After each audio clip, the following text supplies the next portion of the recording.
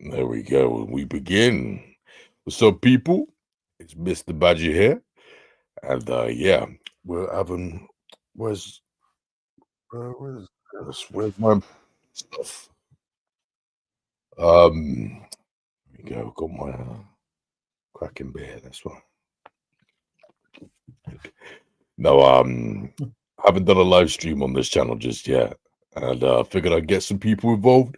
Some more people are going to be joining later on. I know Electric Geek's joining us in about 30 odd minutes. Zombie Girl, aka Ashley, is going to be coming on at some point soon. I don't know if you know those people. Do you, Leigh? I don't know. Yeah, they are on my list. Yeah, they're on my followers. Okay, yeah, nice. Yeah, case. So yeah, this is the first time getting Leigh here on the channel. So yeah, Hello. Leigh, you've been following me for a while. We've been talking a lot on Instagram. Decided to get you on, buddy. So pleasure having you on for the first time. Yeah, tell us all about you in a way, man, like your taste in films and what puts you on it. All right, cool. Well, I kind of think of the end of Almost Famous, where it says about music, and it says, "What do you love about music?" Everything. It's the same for me in film. Just anything I've got, like from 1920s Nosferatu to your modern day art house, to your blockbusters, to your Marvel, DC, and everything in between. There's a good story, I'm interested in new stuff, crazy Japanese stuff, everything, anything. Love horror, sci-fi is my bag. So Aliens, one of the greats. Oh hell yeah, man! I'm drinking to that right now. I'm a big Kubrick fan, so it's partly inspired by my name of this. It's Physical Media Odyssey because film is a journey. You start small, you expand your tastes, and they change over time. And a nice little nod to 2001 in my name. So yeah, absolutely, man. Yeah, I still need to see plenty more Kubrick movies. There's still a number of them I haven't even seen yet. I haven't properly seen 2001 yet, not properly. That's great. Yeah, no, I've heard many great things. I pretty much know everything that happens in it in a way. But yeah, I tried watching it when I was 13, and I was not prepared for that. No, well, people say it's a bit trippy if you're into that kind of thing, and having something to enhance the experience. But yeah, it's definitely worth checking out, and he's done so many different genres, and it's just been it's just great. Enjoy it all, love it all. And I saw Barry Lyndon at the weekend. It was at the cinema for the 40th anniversary. That was brilliant. Second film I've seen of his at the big screen. First one was 2001. That was cool. Just the other year. So, and there's a whole season going on, so I'll get to see a few more, like Clockwork Orange, Full Metal Jacket, The Killing, one of his early film noir ones, black and white, which is probably lesser known Kubrick for people who are just casual fans of his, and Doctor Strangelove. So I've got a few things to look forward to. So hell yeah, man! I'm just back here. I do have the Full Metal Jacket 4K. Yeah, bloody sexy. Yeah, I've got all the big. Yeah, it's awesome. I've got all the big Warner Bros. Sets that they did so far, all 4 of them. So yeah, Clockwork Orange, Full Metal Jacket, Shining, loved Shining, great horror film. And now I'm blanking on the 4th one. Got that one too. But I'm looking forward to the rest of them. Like Eyes Wide Shut was supposed to be coming out, but still waiting. So yeah. Nice, man. Give me a quick second. Gonna put some of the comments on. We've got some viewers. Oh, Jason Gray. Is he talking about me or you? I don't know. I think me. Don't know. Trust me, it's me. Probably you. I don't recognize the name. He comments on my stuff a lot. Bless your heart, maybe Mr. I should cover it up. No, don't with me. Yeah, no. It's all good. We're almost there. Just got to watch the lens flare with the light here. Get your sunglasses on. So. But yeah, that's definitely me. Thank you, Katie. Mm. Always flattering me. Thank you. Scottish geek guy, howdy, brother. Nice one. Nice to have you on it, man. Currently waiting on the youngest finishing her gymnastics class. Watching you guys in the car, avoiding chats with the other parents. Nice. I did invite him to come on the show, but I guess. Okay. But yeah. Obviously, he can't do it. He's busy being a dad. Ah, Responsible get. Responsible yeah. get.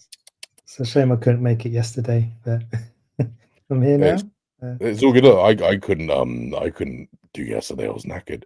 I wanted to do this live stream yesterday, but no, can't happen. Oh, Andy, yo, I haven't seen him in ages. Let's not see the shots filling up. Damn, man, nice one, dude. Yeah, I haven't seen him in a while. He deleted his account, I guess. Yeah, I hadn't seen him in a Okay. while either. Yeah, man, it is indeed growing, and it's still pale in comparison to most other Blu-ray collections. But yeah, man, it's definitely getting bigger.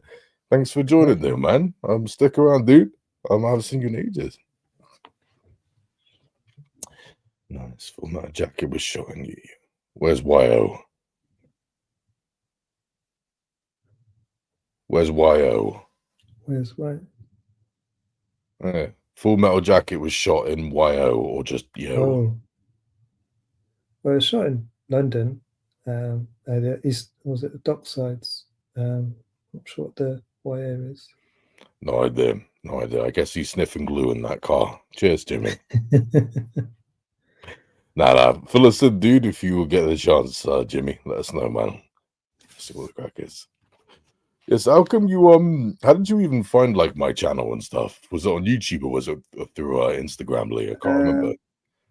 YouTube first, I think, and just it's a good community. You see lots of people, familiar faces, and I think I just saw you from one of them. I'm trying to think who it was. But yeah, I struggle to recollect now. But Yeah, I can't remember either. Yeah. Can't remember. It's been a long while back, but yeah. Andy, it was shot on an army base yes, as well. Not sure about it. So, fair play, mate. Fair play. Yeah. Do you remember what video it was of mine that you saw first time? That's one. I'm trying to remember, like, how we actually did properly get into contacts. It was just one of those gradual things where, you know what I mean? You messaged me a few times, then it just grew and grew. I think your Natter ones might have been the first one of the first ones I saw. And it might have been it might have been Zombie Girl one actually. Just I remember watching something with her, and then she was in someone else's as well. Was it Wilkie's movies? Yeah, I saw. I think so. Yeah, I see people, same people, sort of bounce around a few places. Yeah, you see things like Films at Home. Oh hell yeah! Serial at Midnight. 4K Kings. Love those guys. They're good. Oh bloody yeah! Hells to the yeah, man! Look, dude, so many of those that I watch, I could just sit there for hours watching this stuff. Oh yeah, they're just sort of people that are on my wavelength. I'd love to be cool to hang out with them. You know. Oh, absolutely, man. Oh, Andy said something else. Born barracks near Royston. All right, fair play, man. What are you saying? Yeah, okay, yeah, looks like some more people will be joining us shortly, but yeah, that'll be nice. It's all good though. People can deal with us for now, I'm sure. Yeah, I'll have to promote this afterwards. I'm a bit slow to put anything up on my Instagram beforehand, so so good. if anyone said it was me, hello. This is me. When I'm finished posting the video and all that, I'll link your channel. I'll link your channel and everything with it. I'll link your channel after. Not channel, sorry, your Instagram page. But yeah. Are you excited for anything new that's coming out at some point soon then, dude? Sinners. I'd love to see Sinners. I see that's just come out. I saw that on IMAX and that was brilliant. I'm so glad I went and saw it there on the big screen. I wish I could have got to the BFI, but I saw it at Cineworld 1. Still very impressive. Love the mishmash of stuff, of all the different themes going on. The music, everything. It's just great. Something original for once, which is brilliant. And yeah, I hope they don't just franchise it out, which it sounds like the studio is going to be doing with the deal they made with him. Who knows what will happen? But I'd love to see that again on the small screen. So Absolutely, man. Absolutely. I haven't even seen that film yet, but I'm looking yeah, forward to it. I've heard mental things about it. yeah, Yeah, I'm mad intrigued. I'm glad that you like it just like everyone else has been. That's bloody awesome. yeah. Oh, Mr. Tams is joining. Yeah, man. Evening, you sexy bar stewards. Hope you're all good. Sorry I can't be there to shoot the poop with you, but work is cack and I hate it. Sinners I just rewatched last night. Yep, that I already did know. And yet still a quality flick. That's bloody wonderful, man. I'm happy for you, brother. Happy for you, man. Yeah, Yeah, cheers for joining, yeah, dude. And it's all good, yeah. Paul. Good to hear from you. Yeah, Leigh has been watching quite a number of our live shows before it. So yeah, you definitely know Paul, don't you? You've seen the videos. Yeah. Got him on my Insta and seen him, and yeah, Total Movie Yeah. Recall. Yeah, Yeah, nice one, man. Just don't give him your address or anything, because I swear to God, 2 no. nights ago, I saw him hanging outside my gaff, like looking through my rubbish bins. He needs to stop doing that, man. I know he's taking a page out of Total Movie Recall's book, and I'm tired of him copying those bad habits. You know what I'm saying? All right. That's not the way forward. That's not the way forward, man. Rude boy. Cheers, dude. Dude, Badger, am I imagining it, or did you get the Great Escape on 4K? No, it's right there. You can see it. Wait, there. No, you know what Badger gets, sir? It's possibly my favorite movie of all time. Possibly. It's great. Not seen it for a very long time, but love it. Yeah, yeah, it's possibly my favorite movie of all time. In fact, I'm literally working on a video of it right now. Well, yeah, the video game. I'm working on a video review of the video game. Literally today I was working on it, and I'll be doing the same for the movie as well. It'll be a nice big bundle of videos that I'll be releasing next year. Oh yeah, man, being vicious on that. So yes, sir, you are definitely seeing things correctly. Fucking masterpiece of a movie. Cool. What else are there outside of Sinners and all that? Oh, I always struggle to remember everything. I get my letterbox, I have my serialized for my TV, and I still sometimes struggle to remember. Days just blur. But I've been watching TV-wise. I've been watching Squid Game, because I late to the party in that one. I've last sort of couple of weeks I've just done it from beginning to end, because I never got around to it, and so you miss out on the cultural zeitgeist of it, but you get to enjoy it in a sort of binging session, which is still great. And yeah, it's a good conclusion. And they're going to do an American follow-up or something, which they hint to in it. I won't spoil anything, but yeah, it's I'm yet interesting. to see the show, but I've heard mental things, and I do want to check it out. Makes me think of lots of other stuff, like let's think of, for example, Battle Royale. People struggling, fighting against each other as well, and those neck collars, and the neck collars lead me to think about The Running Man, which had the prison stuff where they there's always things recycled, but in more creative, different ways. Oh, absolutely, man, absolutely. It's all good stuff. Yeah, the new Running Man that's coming out soon. I'm intrigued by. I haven't seen the trailer because I'm tired of trailers spoiling everything, so I tend to avoid them. But geez, the concept sounds great though.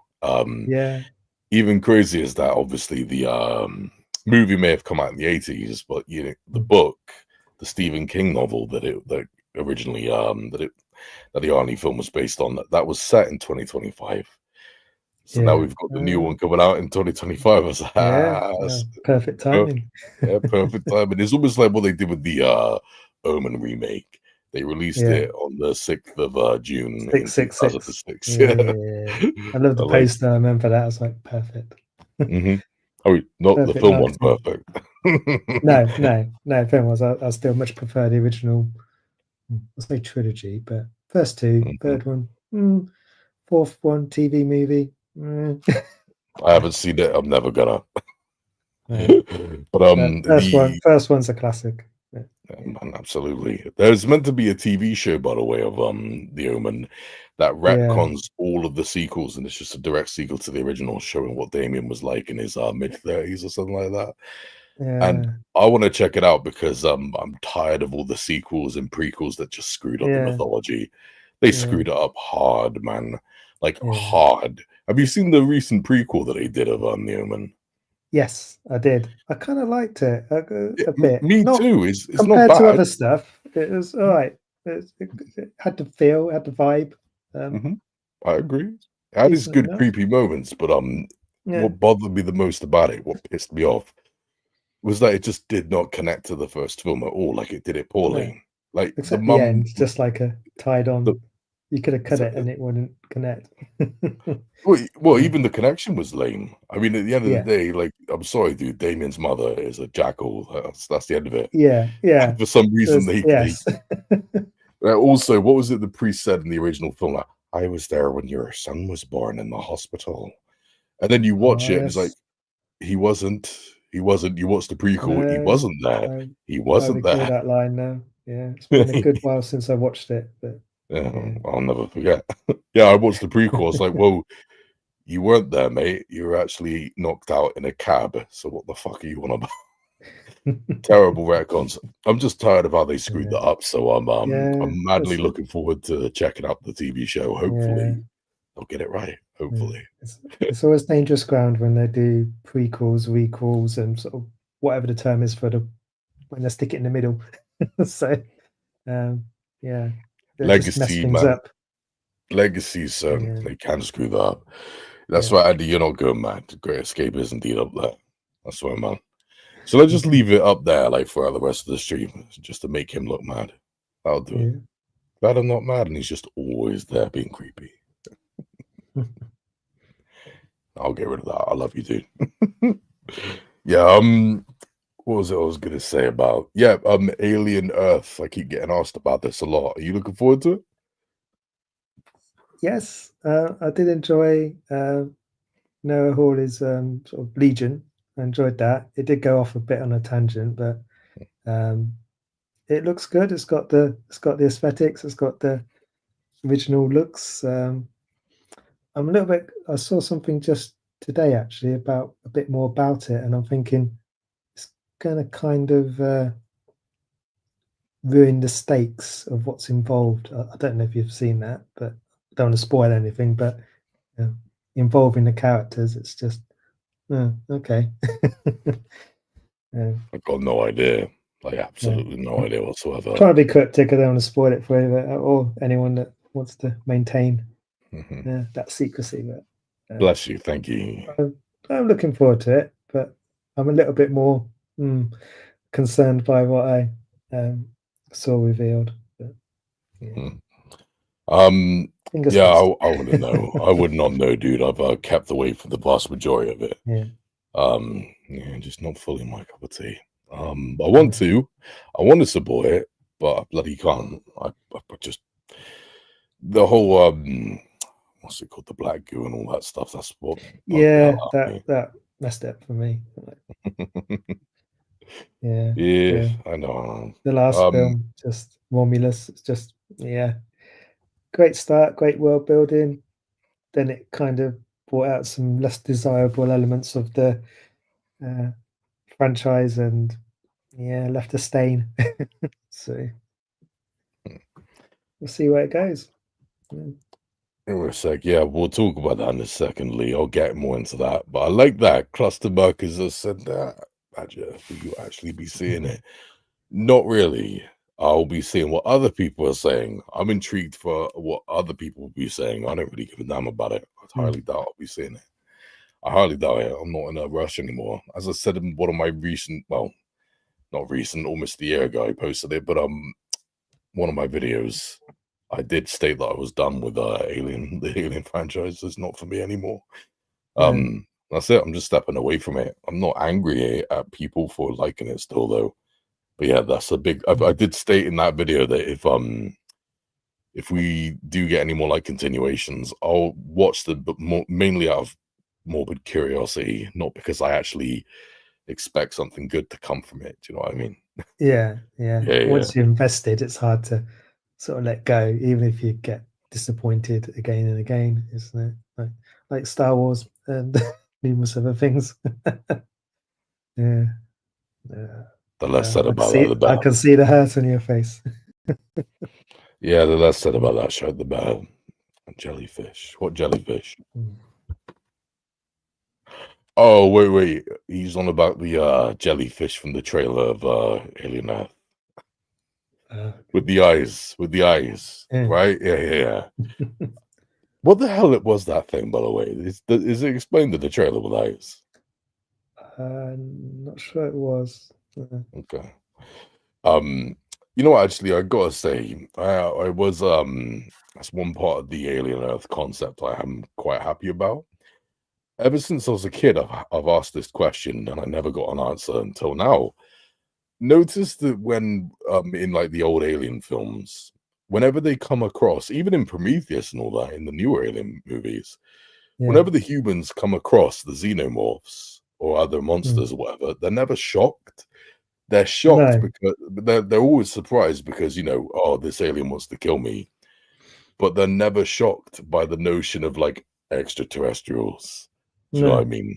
And so that always made me wonder, how many extraterrestrials Yeah. have these human beings come across? And it looks like, hey, we might get the answer now. Because I wondered, like, Yeah, how maybe. is it that you've discovered a new species and you're not fast? How many have you Yeah. come across? So Yeah. yeah, I guess it's good to know. Oh, speaking of people coming across, hello. How are you you doing, guys? Ashley? Hello. Good, thanks. Yeah, all good. Yeah, we were. Yeah. That's it, Leigh. I don't believe you've met Ashley before, but I know you've been No, following her. seen your content. So hello. Oh. I saw your guys' interview. So Yeah. hello. Nice to meet you. Nice to meet you. Yeah, Lee's one of my loyal followers. He's one of my Badger boys. I don't know. I don't even have a cult name. I'm just gonna say Badger boys. Female would be Badger girls, you know. And if they're non-binary, just you know, Badger they, them, whatever. I don't care. You should whatever work Den you into want. your title. Yeah. We were just talking about Alien Earth just now. Actually, we were just talking about it. I'm assuming that you're mad excited, right? Because you loved Alien Romulus, didn't you? Oh, I loved Alien Romulus. I am, but I'm not at the same time, just because it's a TV show. You know what I mean? I'm always kind of skeptical. Oh, that's interesting. How come? I don't know. I just always feel like when they take franchises like that and turn them into TV shows, they do good and then they don't. I don't know. I'm hoping that this isn't the case, though. Hoping. Absolutely. It's always better when they make it a limited series, isn't it? I think, rather than stretch it out. Yeah. Yes. I've seen some fail, but some succeed as well. Wolf Creek, one of my favorite horrors of all time. They did a TV show of that. First season I hated. Second season I thought was astonishing how good it was. Just remarkable. I never saw that one. No, nor me yet. I loved the first film. Yeah, absolutely. Yeah. I'm sure I've seen the second film. Scared the crap out of me, that first one, man. That guy's laugh. That guy's laugh is what nightmares are made out of, man. I was like a goat. Yeah. No, I sound like a goat. He sounds like a goat. Yes. Yeah, man. Yeah, Alien Earth. I am intrigued. I'm not gonna be seeing it when it comes out because I'm done with Alien. I've already as I was saying to Leigh, I posted a video not too long back just stating that I'm done with Alien. It's not for me anymore. It's for everyone else to enjoy. But I'm just keeping up to date with it because I want to know how other people are gonna take it. I'm really happy for them. I'm glad that people are still loving it. But I still haven't found my faith after Alien Romulus. For me, I lost all faith in the franchise from that. Get rid of the ending. To be fair, though, that ending, loads of people love it, and I get why. There's some class in that third act, man. Oh, just the resurrection bit. Yeah, just get rid of that bit. The special effects of that were amazing. Love it, hate it. The special effects were mental good. Yes. But no, what I was saying in that video, long story short, the reason why I'm not a fan of like the recent alien direction that we've had, it's because of the black goo, this new mythology, the black goo that creates any type of monster. Originally when Prometheus came out, I was like, wow, this is awesome. Like something cool can come from this. Let's see how you're going to use it. And in my opinion, they didn't use it for anything good. They just simply used it to justify random monsters. There seems to be no rules to it, no rules or limitations. It just does anything it wants. And it's like, even John Carpenter's The Thing had many limitations. You might think to yourself, you might think, well, it does everything just like the black goo. But no, because in The Thing, it was really bloody slow. It's not the most efficient killer. It had to use stealth. It wasn't all that quick. It had many limitations. Well, I'm a heavy motherfucker, okay? But if the thing is right there, I'm escaping. I can actually outrun the bastard, okay? it had its limitations, right? That's the way you got to write your lore. You have to write it that way, and in my opinion, the black goo, it was just used to justify a load of messy crap. I'm like, oh, you know what, man? If you want to do that, cool, but it's just assaulting the old alien lore for me. The old alien life cycle, like it had limitations and rules that it had to follow, and now those rules have been broken by this new law that doesn't have any rules to break. I'm not a fan of that. So yeah, I'm done with it. I'm done. I gave up. I saw the direction it was going in. I'm finished with it. If I do watch future stuff, it's only out of morbid curiosity, but I'm not invested anymore. And that's fine. It just means it's not for me.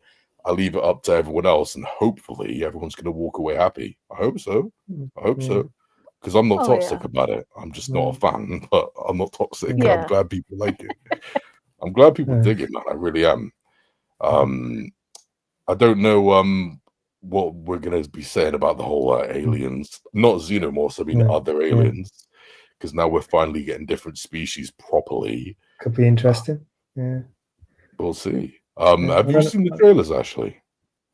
Yeah, I watched the newest one yesterday. Oops. Okay. And I was kind of like iffy, but I was just like, okay. I mean, I can see, but at the same time, I'm like, can we just like move past some of the stuff and just like, and the whole like, because isn't it only like 5 of them or something like that? I don't know. I can't remember. I just was just like, I don't know. It's like, you mean to tell me that they went and got all this stuff? But okay. I don't know. Sometimes I just have to suspend any sort of belief in much with movies just to enjoy them. Of course. Definitely. Because you're just like how you were saying with like the black goo and stuff like that. You're just like, really? But I mean, I totally understand where you're coming from, because you're just like, well, that doesn't make sense. Like, how does this just keep coming about? But yeah, I don't know. When I saw the trailer, I was just kind of like, oh, baby. Do you know what that jellyfish thing is? I don't actually know what it is, and Leigh doesn't know either. No, I've never seen that. I was like, what? No. Okay. Yeah. Is it made from the black goo, or is it just an entirely different species? Maybe. No idea.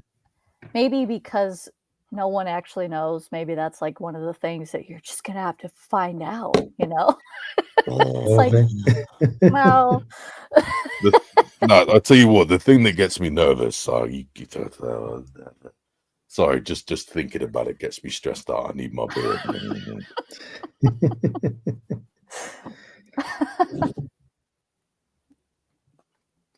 Yeah, the thing that stresses me out is that in one of the trailers you could hear the predator purring.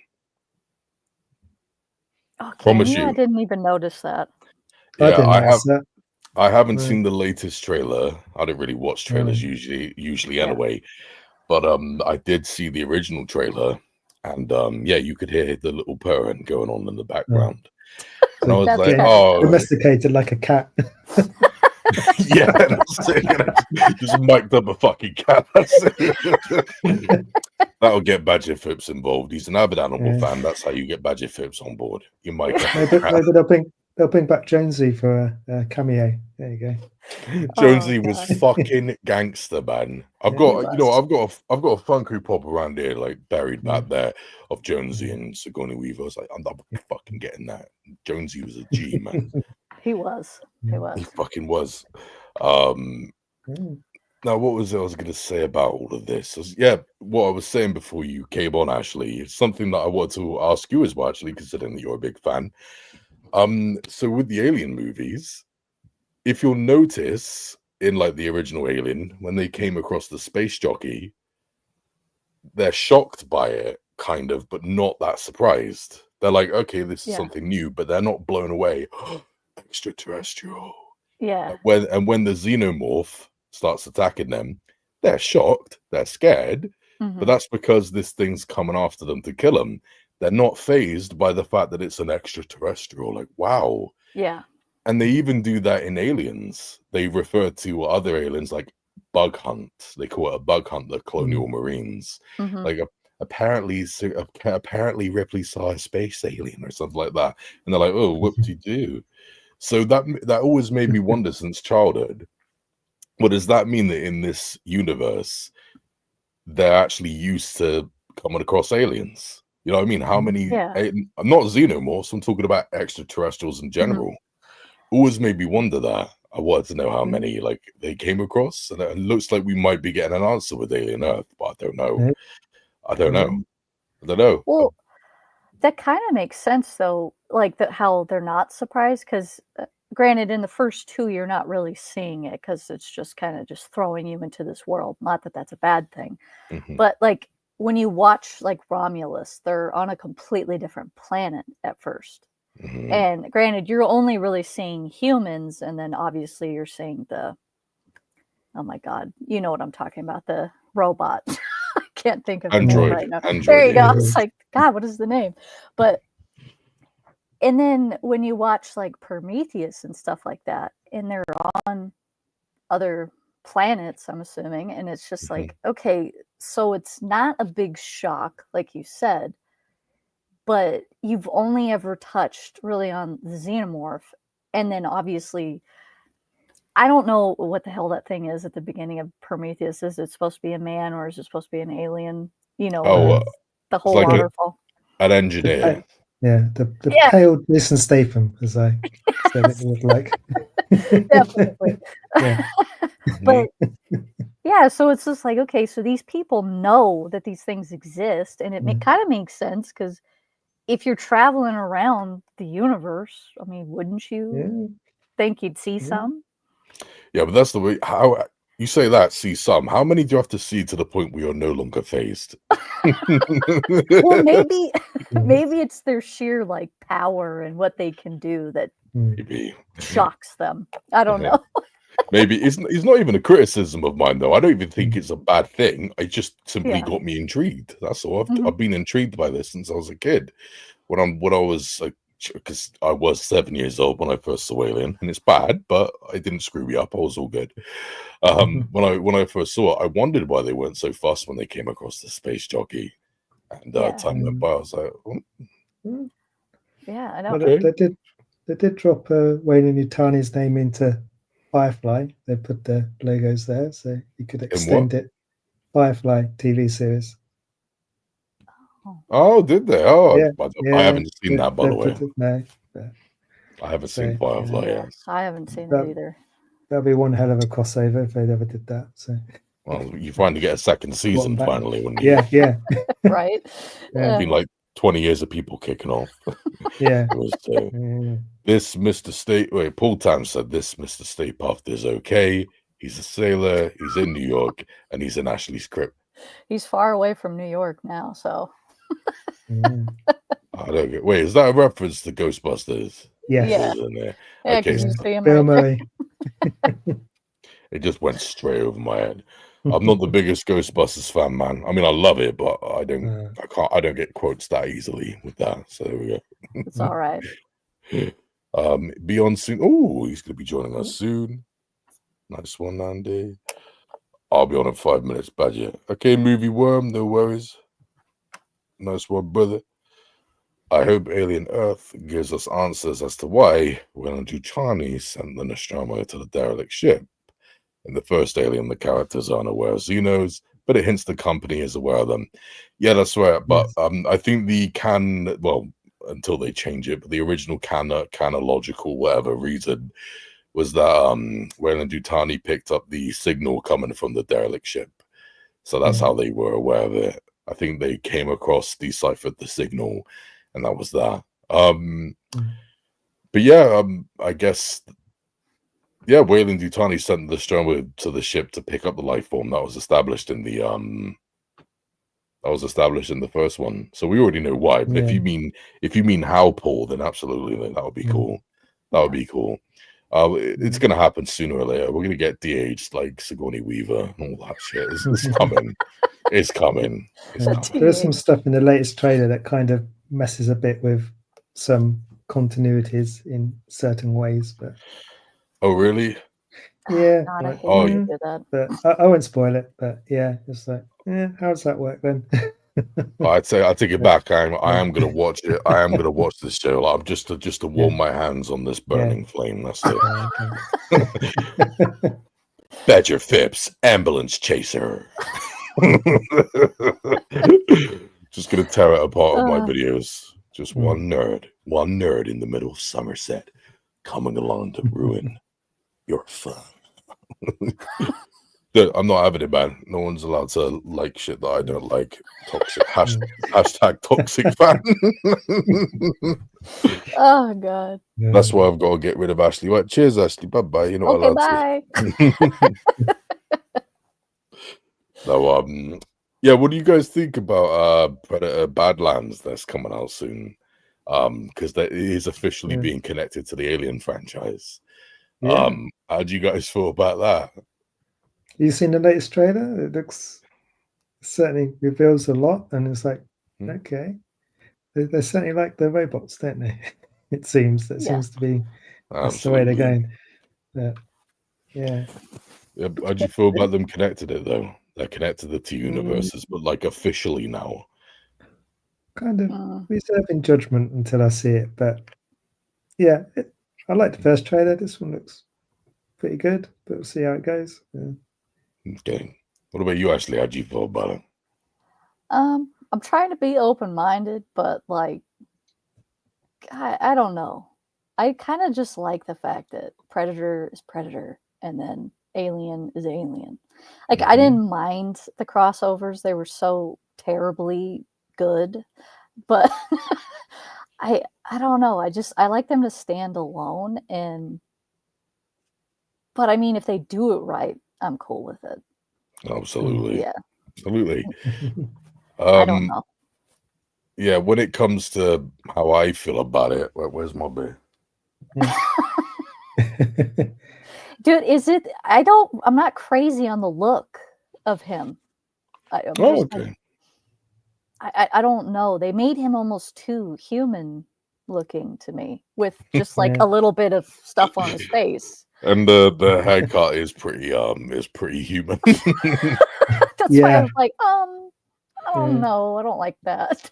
So like no people struggle to believe this, but back in the day when I had a full head of hair, I did have dreadlocks. Okay, I almost had that. Yeah. That is human. It looks very bloody human. So yeah. Oh wait, we got some comments real quick. Hey buddy, thanks for joining in, man. Anyone else think the new Predator looks like Jimi Hendrix? No, just me. No. Oh, don't worry about it. Don't worry about it, Mr. Tams. You don't have to see yourself out, mate. I'll do it for you. How do you ban these bricks? You can leave. No, I did get to see a bit of Alien vs Predator a bit close up at a recent con. That was quite cool. Oh, dope. Cool. Yeah, that's it. I already saw that. Oh, wait. We got Andy here, people.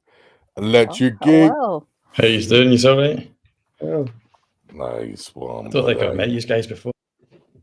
Well, I'm Badger, Nice to meet you for the first time. I've met you, Roger.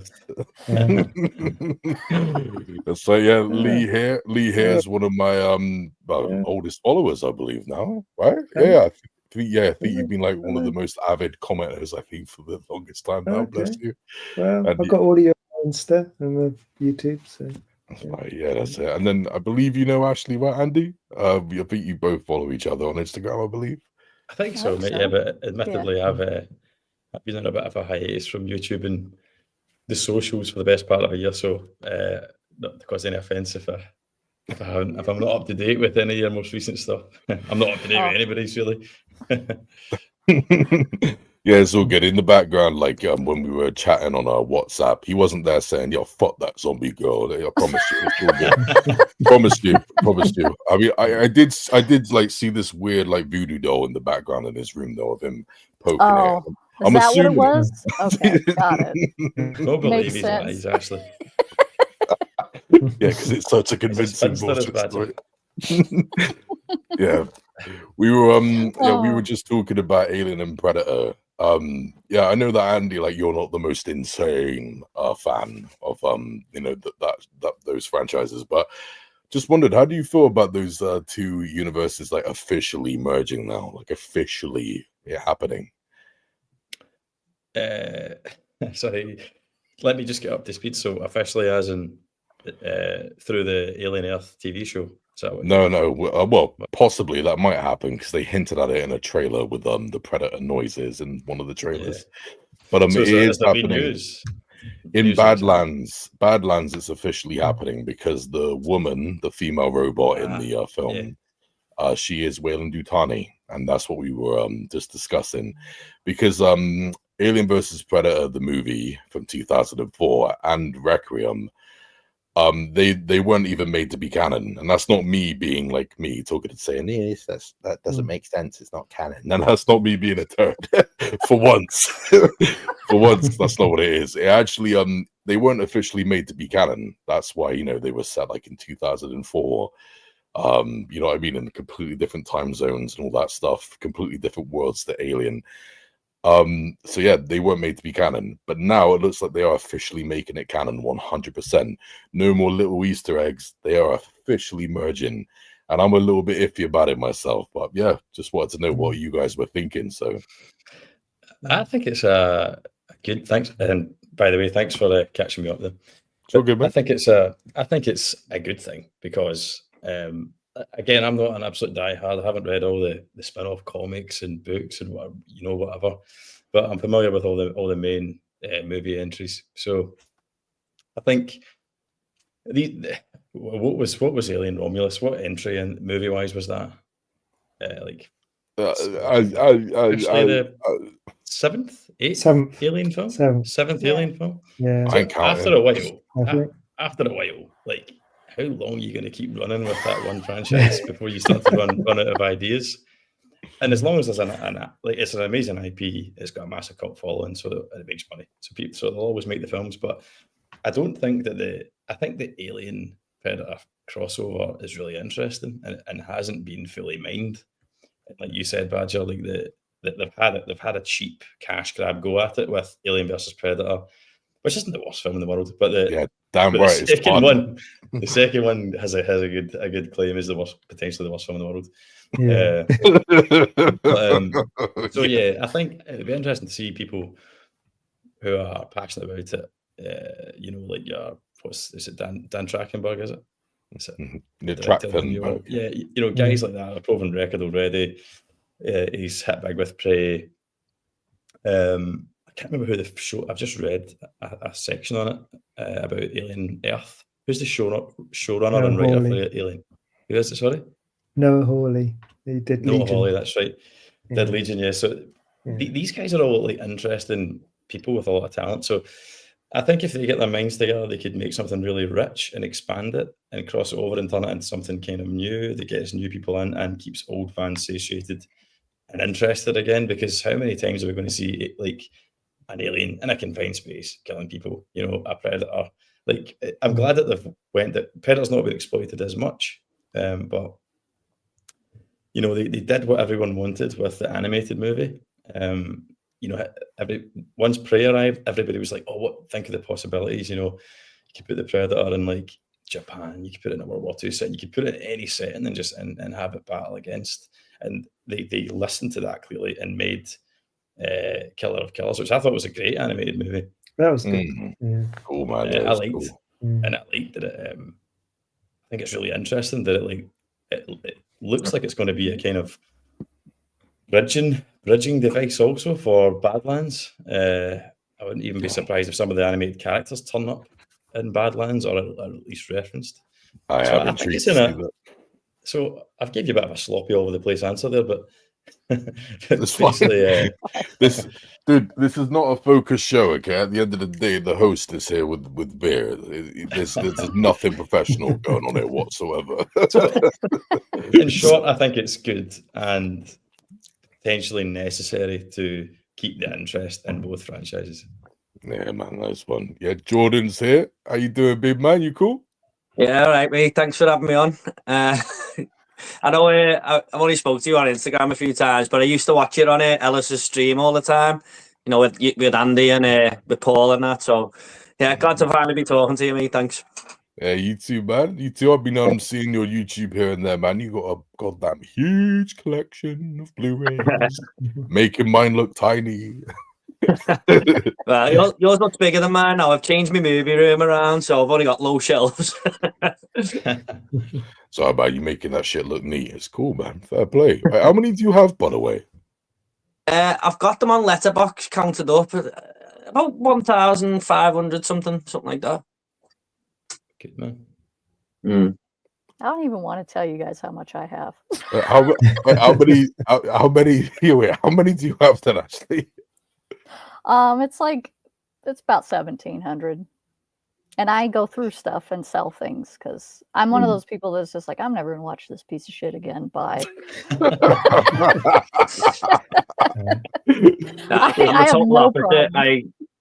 I'm the total opposite. I can't get rid of anything. I've got the Harry Hill movie behind me there, and I just can't get rid of it. I just can't do it. Harry Hill's a legend. Can't get rid of Harry Hill, mate. I'll take it off you. To be fair, Leigh, how many do you have? Because I know you still collect DVDs as well, don't you? You collect them all. I haven't done an account for a long time. It's somewhere close to 2,000, I would say. It's over 1,500. It's close to 2,000.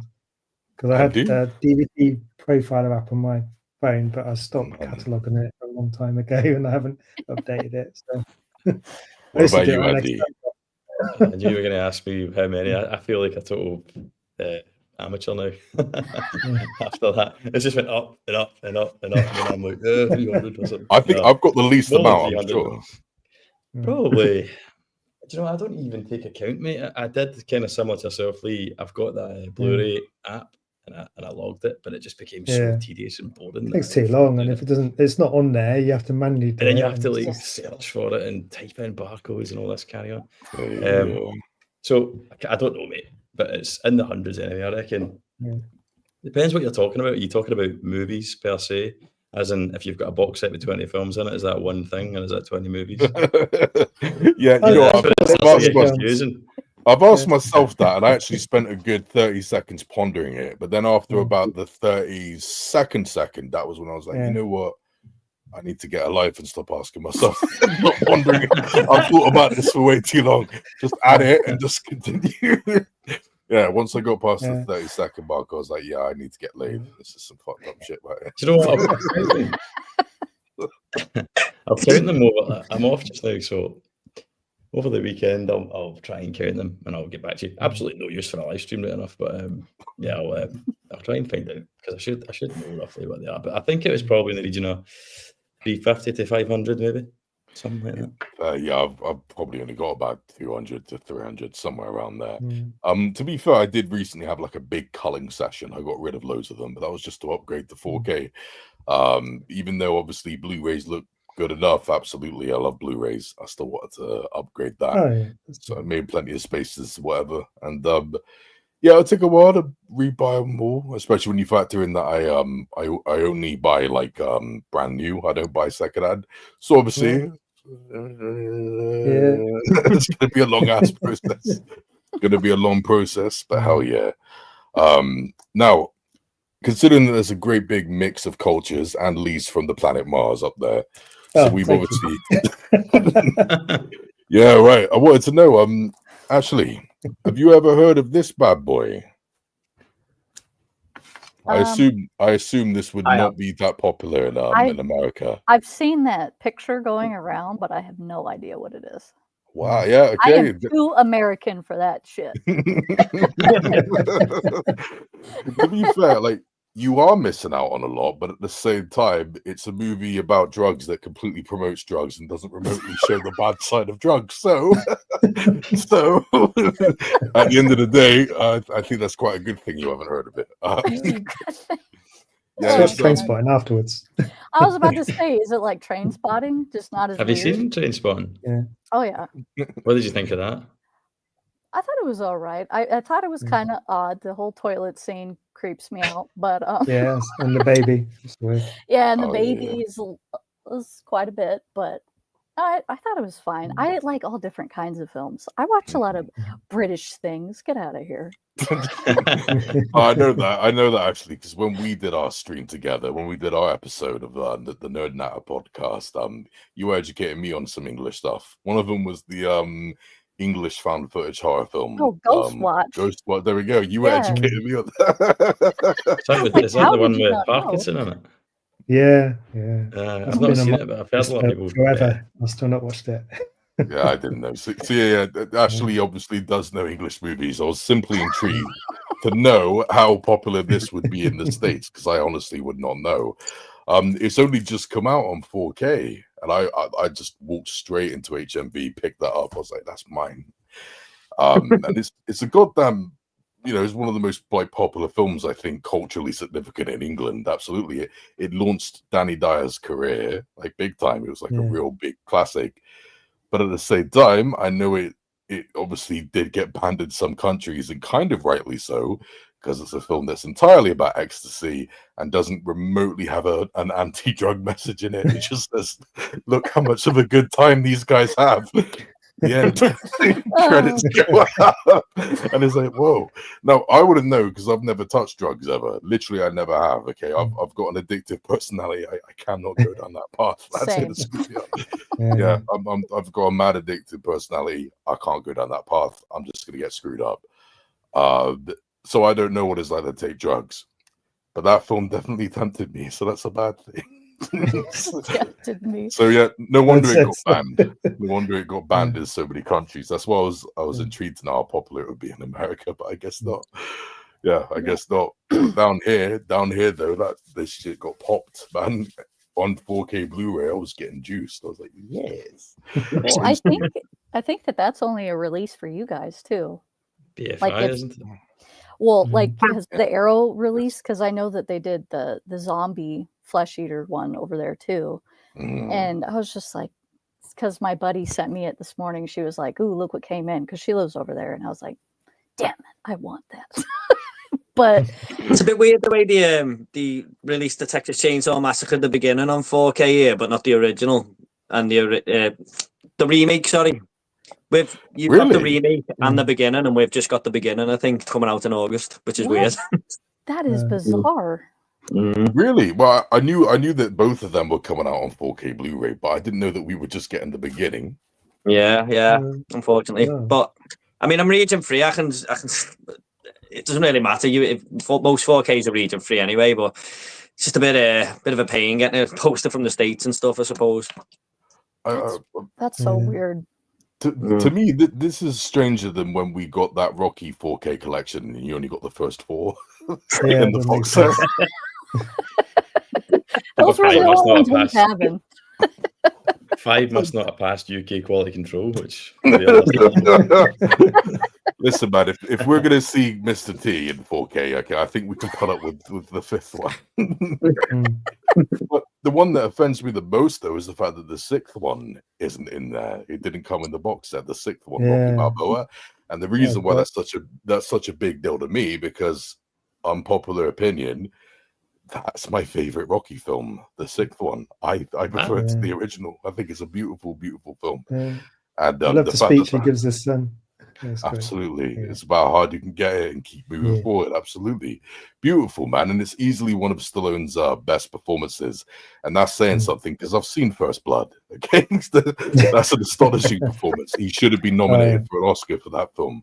So the fact that Rocky Balboa wasn't there in the collection, that's like, were these people dropped? I just don't know what the hell they were thinking. So yeah, that's crazy. And bloody hell, Texas Chainsaw Massacre at the beginning as well. Yeah. God damn. I don't know. That's really stupid because that movie, no offense, is better than the beginning. But I like the beginning too. Yeah, same. I agree. Like they're both solid movies. I mean, I remember seeing that in theaters when I was a senior in high school. I was just like, dude, this is great. So when Arrow was like, oh yeah, we're putting these out, I'm like, thank you. Finally, somebody. I don't give a shit where it's coming from. Absolutely. Give me it. 100%, 100%. But those were solid remakes. Plus you got Ali. What's his name? Ali. Ali. There we go. Brain shut down. He's scarier than friggin' Leatherface in that film. Yeah. That guy is terrifying, man. He just dude, his voice in Toy Story was scary enough, man. Well, I'm saying it right now. There'd be nothing scarier at all for me than seeing a load of like microscopic toy soldiers with him just screaming at me. There's nothing scarier than that. Okay, that's something that does belong in human traffic, right there. But yeah, no, he was terrifying in that remake, man. Yeah, I know you're not a big horror fan, Andy, but have you seen the Texas Chainsaw Massacre remake with him in it? I don't think so, mate. I've got a really shameful. What ones have I seen? I think I've seen the most recent one. What's that one called? That was on. What's the most recent one called? You mean the one that didn't happen? It's called The One That Didn't Happen. The one that didn't happen. Yeah. It's called Texas Chainsaw Massacre. They just removed the from the title. Yeah. Yes. That's right. Fucking hell. That one. Yeah. You know, I've not even seen the original one. Believe it or not. Okay, let's get rid of him. I know the Jordan and Zombie Girl will be absolutely disgusted in that.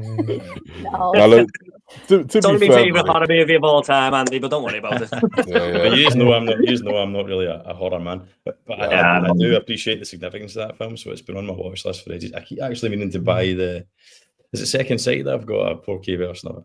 I'm planning on buying it, even though I'm not a big horror man, but I kind of know that I'm going to like it and appreciate it because of its significance. So I've been kind of holding out that it was on sale or something like that to just blind buy it. So yeah, I did get a bit nervous when you started talking about Texas Chainsaw Massacre there because again I was going to be made to look stupid when you asked me have you seen it, and I'm like, I haven't seen the original.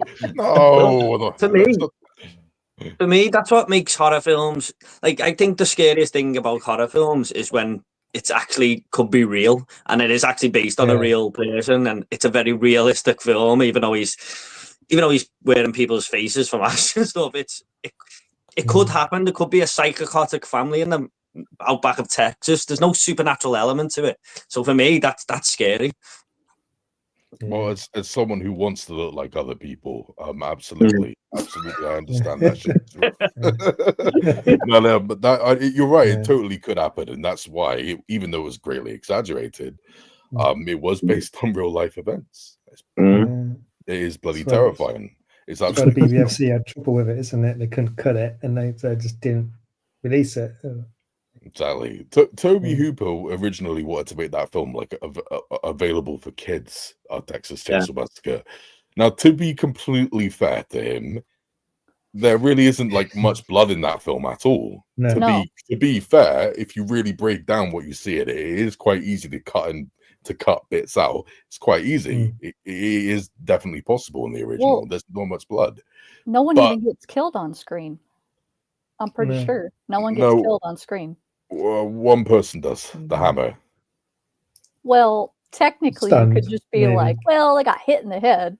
Doesn't mean you're dead. Yeah, not a big deal. Just a sledgehammer to the skull. You know, we've all been there. Just pick yourself up. There's the meat. Actually having a conversation here about whether or not we could edit Texas Chainsaw Massacre for kids. Is that what we're talking about? Sorry. So yeah, that was originally what he wanted to do, Toby Hooper. And I know it is possible to cut more out of it and blah, blah, blah, but at the end of the day, the subject matter is still diabolical and absolutely despicable. So what the fucking hell was he smoking? What was he smoking? Like I know like weed was like prevalent like big time back in the early 70s, like during the post hippie era and all that. But come on, man, rehab, The film, son. the film opens with a corpse sitting on a bench. Yeah.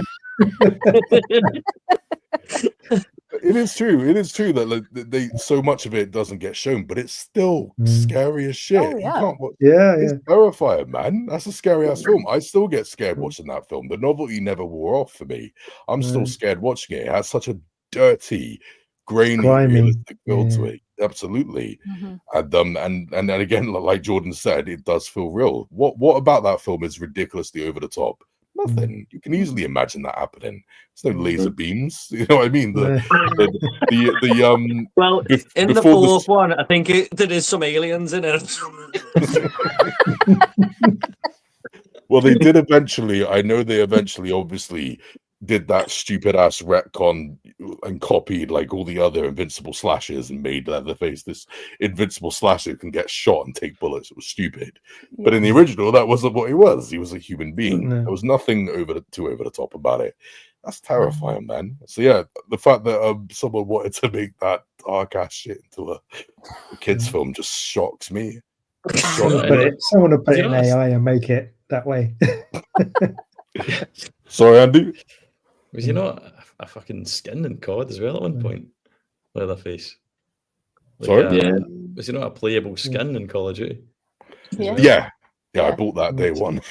I bet he didn't think back in 1973 they would be cutting about online playing this like in battle royales as Leatherface.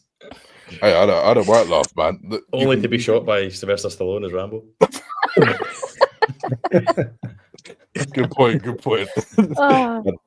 No, that was awesome, man. You can get a gun in the same shape as a chainsaw with the same skin color and all that. I loved it. I absolutely loved that. That was a right laugh.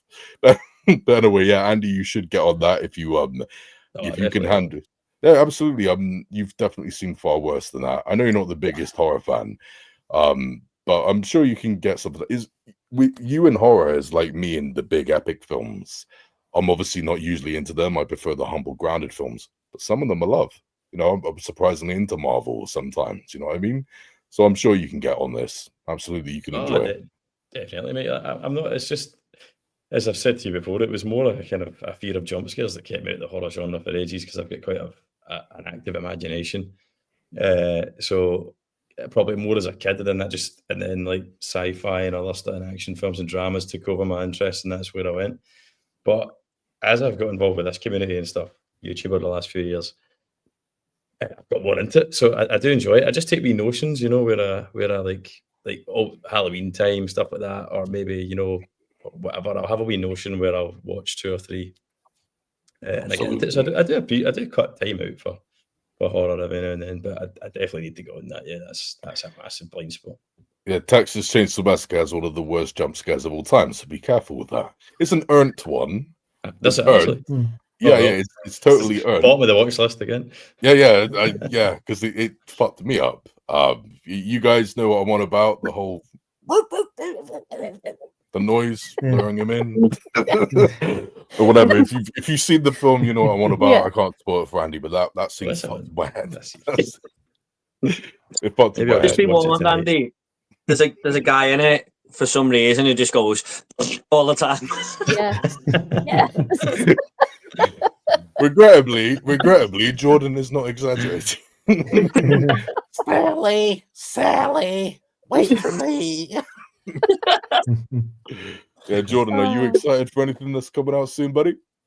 Yeah, I am. Nobody too. Nobody was my favorite film of 2021. Was it? Fair.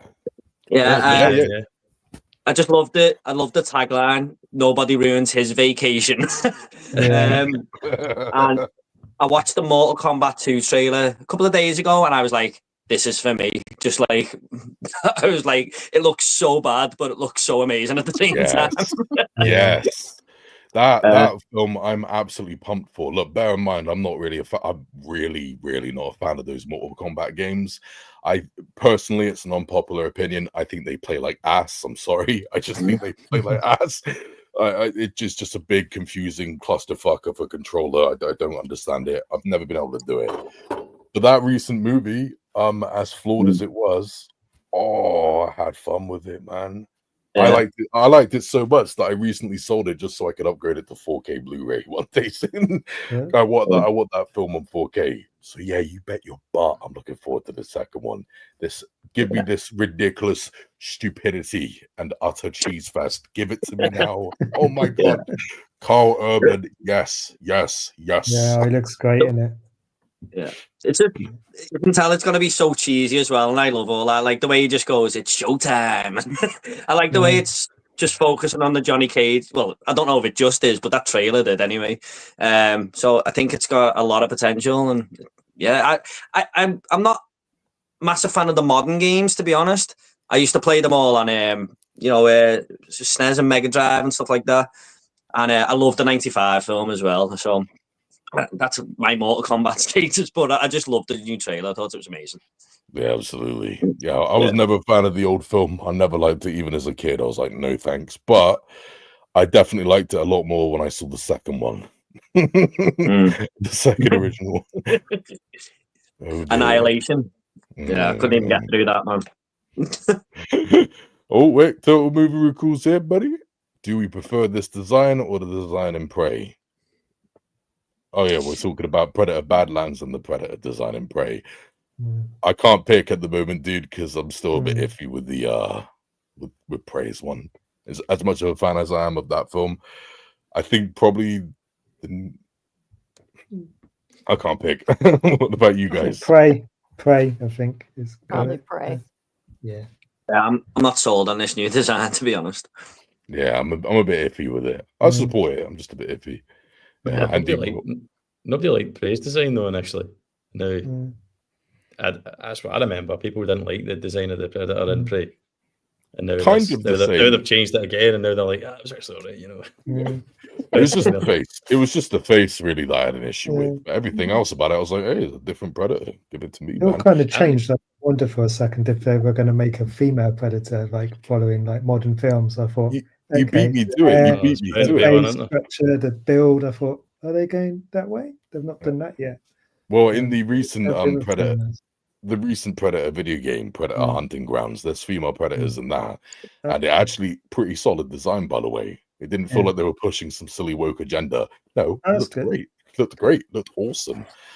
So I want to see that in a movie. Definitely. So give me a female predator, dude. I want it. So yeah, hell yeah, it's badass. Yeah. And now it's a party, hey boys. So they say. Oh man, let's have a look. Andy likes Superman. Ashley didn't have a fight for my amusement. I literally just met the women. I wouldn't fight. I let people like what they like. All right. Yeah, toxic fan. Has this been spoken about already? Did you not like it then, Ashley? Oh no, I absolutely hated that movie. So has this been talked about prior to me coming on? Just so I'm not going over. No, I think he just saw you come on and he was like, "Oh, let's talk about it." What a bastard! So, I've not seen it yet. About it then. I'm not going to. By the way, I'm not setting you up so I can savagely fight you over it. I'm just curious to know of why I didn't like it. Yeah, what it was that. Like, did you have big expectation and it didn't meet it, or was that just the direction, or what was it? I do not like corny Superman at all, because I prefer, like, obviously, like Man of Steel, because those are the comics that I read growing up. So what Zack Snyder was doing was more of my speed. But then I was like, okay, James Gunn likes to do bubbly pop star stuff. I don't know. So I was like, I'm going to be open-minded and just watch this movie because I love Superman. But I thought this guy, no offense, but he was a cuck the whole time. What is he getting his ass kicked for in every scene he's in? I was just like, bro. Superman the cuck. He was. I'm sorry. I've never heard Superman being described as a cuck before. That's awesome. I just couldn't. And then, I mean, the first scene you've seen him, he just got his ass handed to him, and he just thrown into the Superman suit. I was like, this guy hasn't even earned that suit yet. Like, what's happening? Because I like how Christopher Reeve's Superman, it took him a little bit, to get into the suit. And then even with what's his name, that Brandon guy that did 2006 one. I can't remember his last name. I think that's what he felt in the credits as well. He was fine. I didn't mind that movie. I think Kevin Spacey is very underrated as Lex Luthor, though. But yeah, I don't know. It just the CGI dog pissed me off too, because I was just like, what is the need for this? I don't know. I thought I kind of liked it, and then the more I just sat with it, I was like, no, I hate this movie. I think you're justified in what you've justified, at least why you. I get that. Like, it's James Gunn is a kind of. I'll be back in a second. Just go to the toilet. If I come back and I find you guys fighting, you're getting banned. You won't. Hey, do you hear that, Paul? It's not going to happen, Mr. Mastermind. What a nasty little Luthor behind the scenes here. Yes.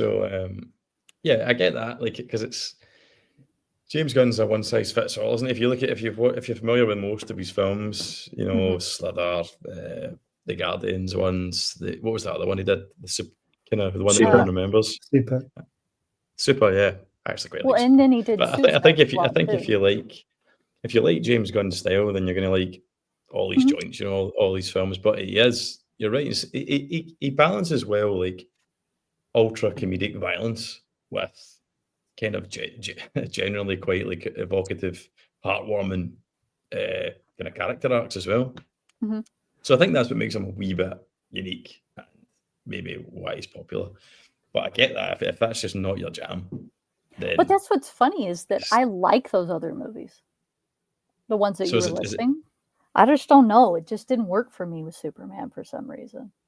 Well, that's fair though. Like, so you just wanted a more kind of serious take then, and that's obviously he doesn't do that. Well, I did wonder myself when he was announced, because I thought he's only got one kind of style.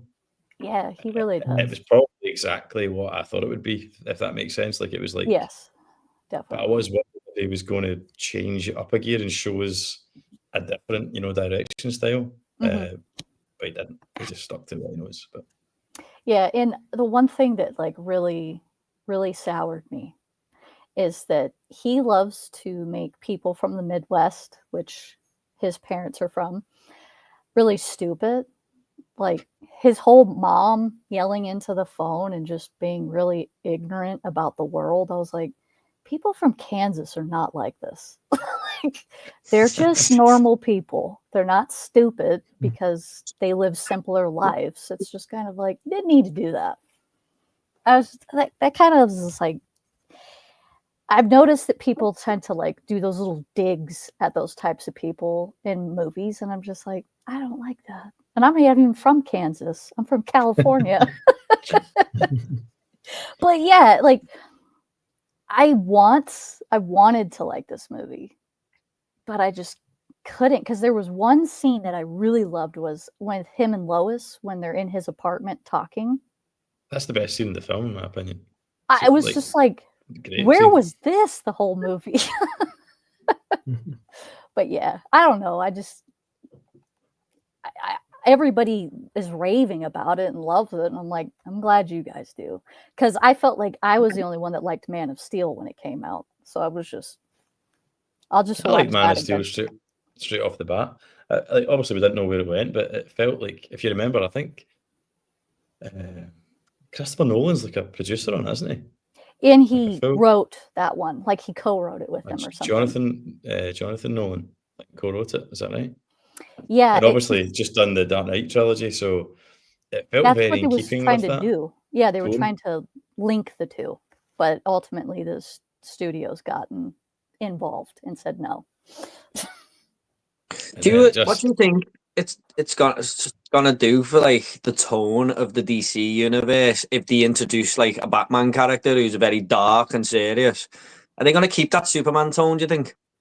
Because Marvel kind of does all the way through, unless there's one or two movies that kind of don't, but it always has that sort of comedic edge to it and stuff, and it's like a brightly coloured film and everything, and I feel like that DC universe is kind of going down that path a little bit, and I don't know if Batman's going to fit that, but maybe you have a different opinion. No, I think that, well, didn't they say that they're, because I think that Robert Pattinson's Batmans are going to be like standalones, I think. Yeah. And then you have a recasting for the Batman for the Superman universe, right? Yeah, but what I mean is when they actually do it, do you think there's a world where a Batman could fit with that type of tone? No, I think they're going to George Clooney it. Yeah. Just get him to come Bring in. Arnie back and stuff. I just don't. I can't see that working with that tone of Superman, the latest Superman film, in my opinion. And I know it might be very far down the road because we've got Supergirl and stuff first, but I do think at one point they will introduce a Batman. I just can't see it fitting that same tone. I can't either. I think this is the problem with Batman Superman on screen is just that like it's what happened in Batman versus Superman as well. They dealt with the fight quite well, and that Batman used these kind of like super intellect to come up with a way that he could even the odds, and the fight's quite satisfying.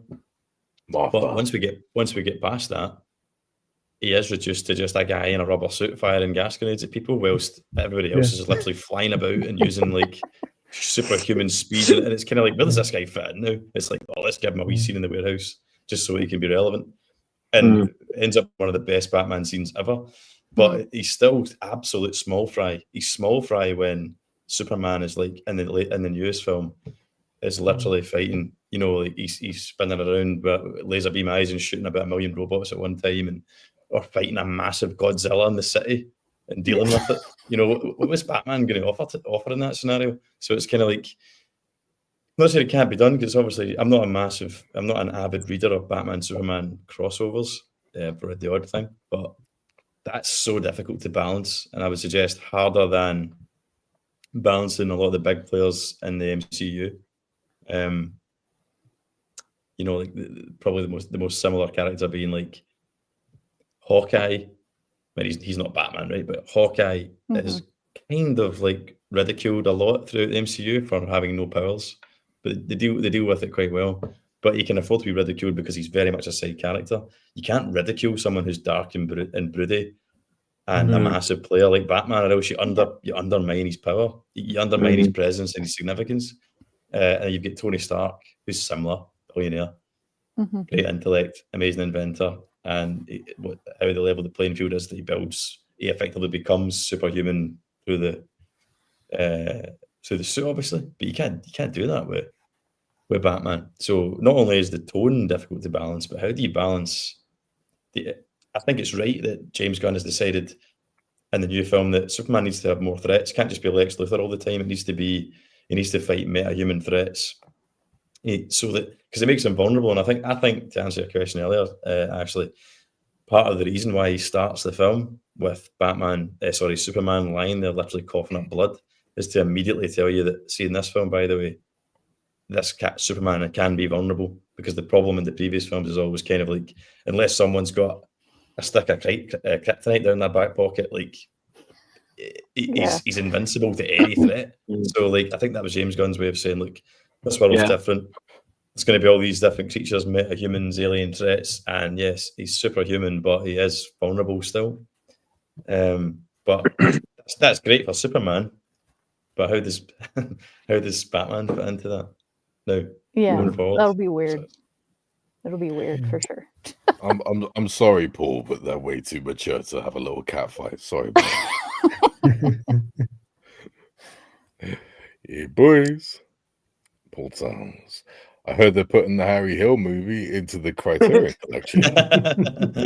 Get Harry Hill in the Criterion closet. That's what I want to see. No.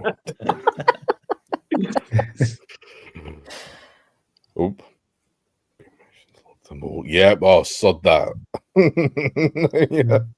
Yeah, I can't imagine doing that with a movie app, logging in all your movies. I mean, I get the appeal, but I'm not doing that. So yeah, fair play. 1,500, sod that. I'm in denial about how many I may have, but my bank account is. I'll get stuffed, man. You got me. You got me. That's what the bathroom break was, yeah. You got a little something there. So, what? Who said what? Yeah, suspiciously, my Tourette's has calmed down a lot tonight, so I guess that does mean I've taken some downers or something like that. Calms it right down, I'd imagine. Sick Doppy film is brilliant. Nice. Yeah, sorry to keep you guys waiting. I see that these comments are bloody long behind. Texas Chainsaw Massacre, yeah, that didn't seem as masterclass intention. That's right. That gritty 60mm aesthetic is beautifully horrible. It's absolutely true. On the 4K Blu-ray, it's astonishing, man. I tell you what, you've never seen eyeball veins that gross, man. Not in a gory way, by the way, Andy. It's not in a gory way. Just the way the camera zooms in on that woman's eye as she's there looking scared, man. 4K Blu-ray made that look insane. Don't be dissing my beloved MCU. Who did that? Very different. Yeah, they have me. Badlands, but yep, they definitely made it look a bit more even. No debate. Keep up. Hey there, Luke. I've seen Superman twice. It's fine. 3 out of 5, and I'll probably never see it again. There's a dialogue scene with Lex towards the end, which I hate. Fair play, buddy. The excess were different, and David is a great Superman. Paul Sanders, I think with James Gunn's version of Batman, it's going to be an on-screen version we have never seen before in terms of tone. In the comics, they cross over quite well, but I'm interested to see it in a movie. Yeah, Paul will know more than me. I mean, I asked Andy the question about the tone. Paul will know a lot more than me. So, I literally started reading comics 2 days ago. So, oh really? Yeah, I've read about a week ago. I've read my first one now. So, what did you read? It was a shark attack one called Hook Jaw. It was called.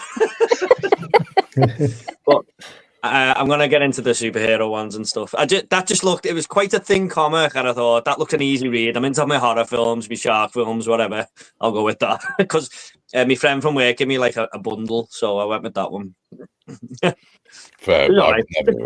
I've never read many comic books. I think the only one I properly read was Watchmen, and I don't know why I stopped. I don't know why I stopped with that. That was like 13 years ago. I don't know why I stopped because I really had a great time.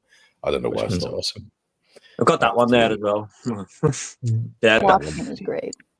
Yeah. I only watched the film of Watchmen for the first time last year, and it was just like one of the best films I've ever seen. Yes, I agree. Did you watch the new cut of it? Yeah, the new 4K with the animation style, things in it. Yeah, I just loved every minute of it, mate. It's really good. Because someone told me at the time when it came out of the cinema, you can't watch this because if you don't know the comics and stuff, you won't get it. And then it was only a couple of years ago I said, I've never watched that because I've heard you need to know the comics, and everyone was saying, well, not really, you'd still get it. So I give it a go, and I was like, wow, this was amazing. So love the character of Rorschach as well. Yes, that's my favorite one. Yeah. Absolutely. This prison scene, brilliant. Yeah, one of the best quotes I've ever heard in a film as well, in that prison scene. You're locked in here with me. Yeah. I only read the door swinging as well, and fairly recently. Having seen it at the cinema back in the day, watched it loads of times, but I hadn't seen the latest, the Ultimate Cut. So then I read the comic. The comic was amazing, so that got me totally juiced to kind of watch it again. And then I watched the Ultimate Cut, which was a nice way to do it because now I was familiar with the source material, and the Ultimate Cut honors the source material with more. And it's amazing just how many visual cues Snyder took directly from the panels. So if you like the Watchmen, definitely read the comic because I think it it deepens your appreciation of both, I think. Yeah, I'm definitely gonna read that. Definitely. Yeah, I'm gonna say it. I'm gonna say it. Oh God, I'm gonna say it. Forgive me, guys. I prefer the movie to the comic book. I'm sorry. I'm sorry. That's all right. Now, people want to stone me for saying it, and it's totally true. Because I'm sorry, guys, but in the comic book, I fucking hate that squid. I hate that squid so much. I think that squid is bloody stupid. I've always hated it. And then the movie, Zack Snyder's film, at least removed it, and I was like, wow, I preferred it. But obviously, loads of people, I say loads of people, I'm talking about Ellis. He just goes nuts about it. Ellis gets proper bloody bonkers about it. He just starts screeching. So, yeah, I don't know. I can't stand it myself. But I will say, though, that the HBO TV series that was the sequel to the comic book, I thought that was lovely myself. I thought that was wonderful stuff. Yeah. It was really, that was a pleasant surprise. And it included it brought back the squid. Yeah.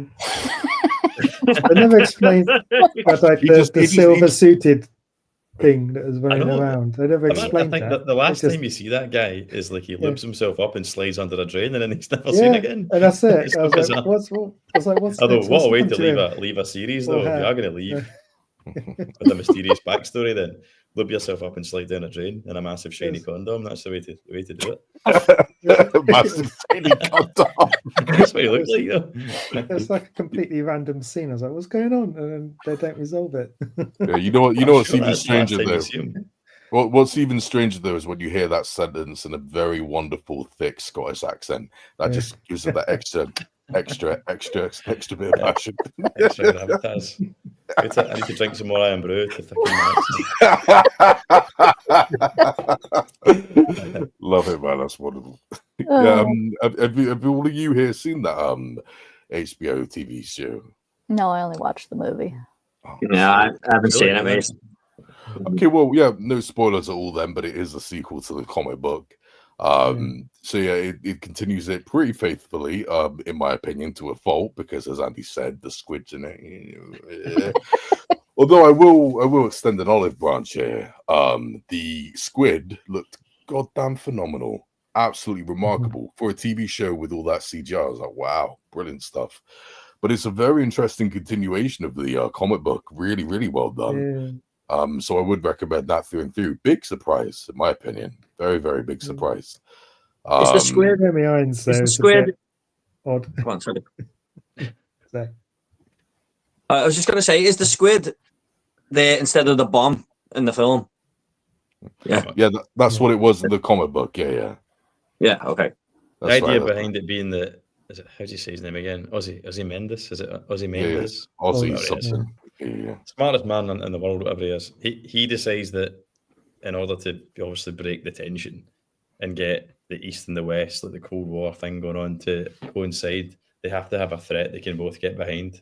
So the squid was supposed to be a false extraterrestrial threat. So once that arrived and decimated whatever it was, New York or whatever, then they were like, "Oh, we're not alone. We need to get to." So that was the idea behind the squid in the book in layman's terms. But in my opinion, it was just much better when it was Dr. Manhattan. It just felt like having an established character as it, just for my specific taste, I thought it was much easier. But I still get the appeal of the squid, I guess. And if you see the TV show, you're going to be so pleased because it looks amazing and it's used effectively.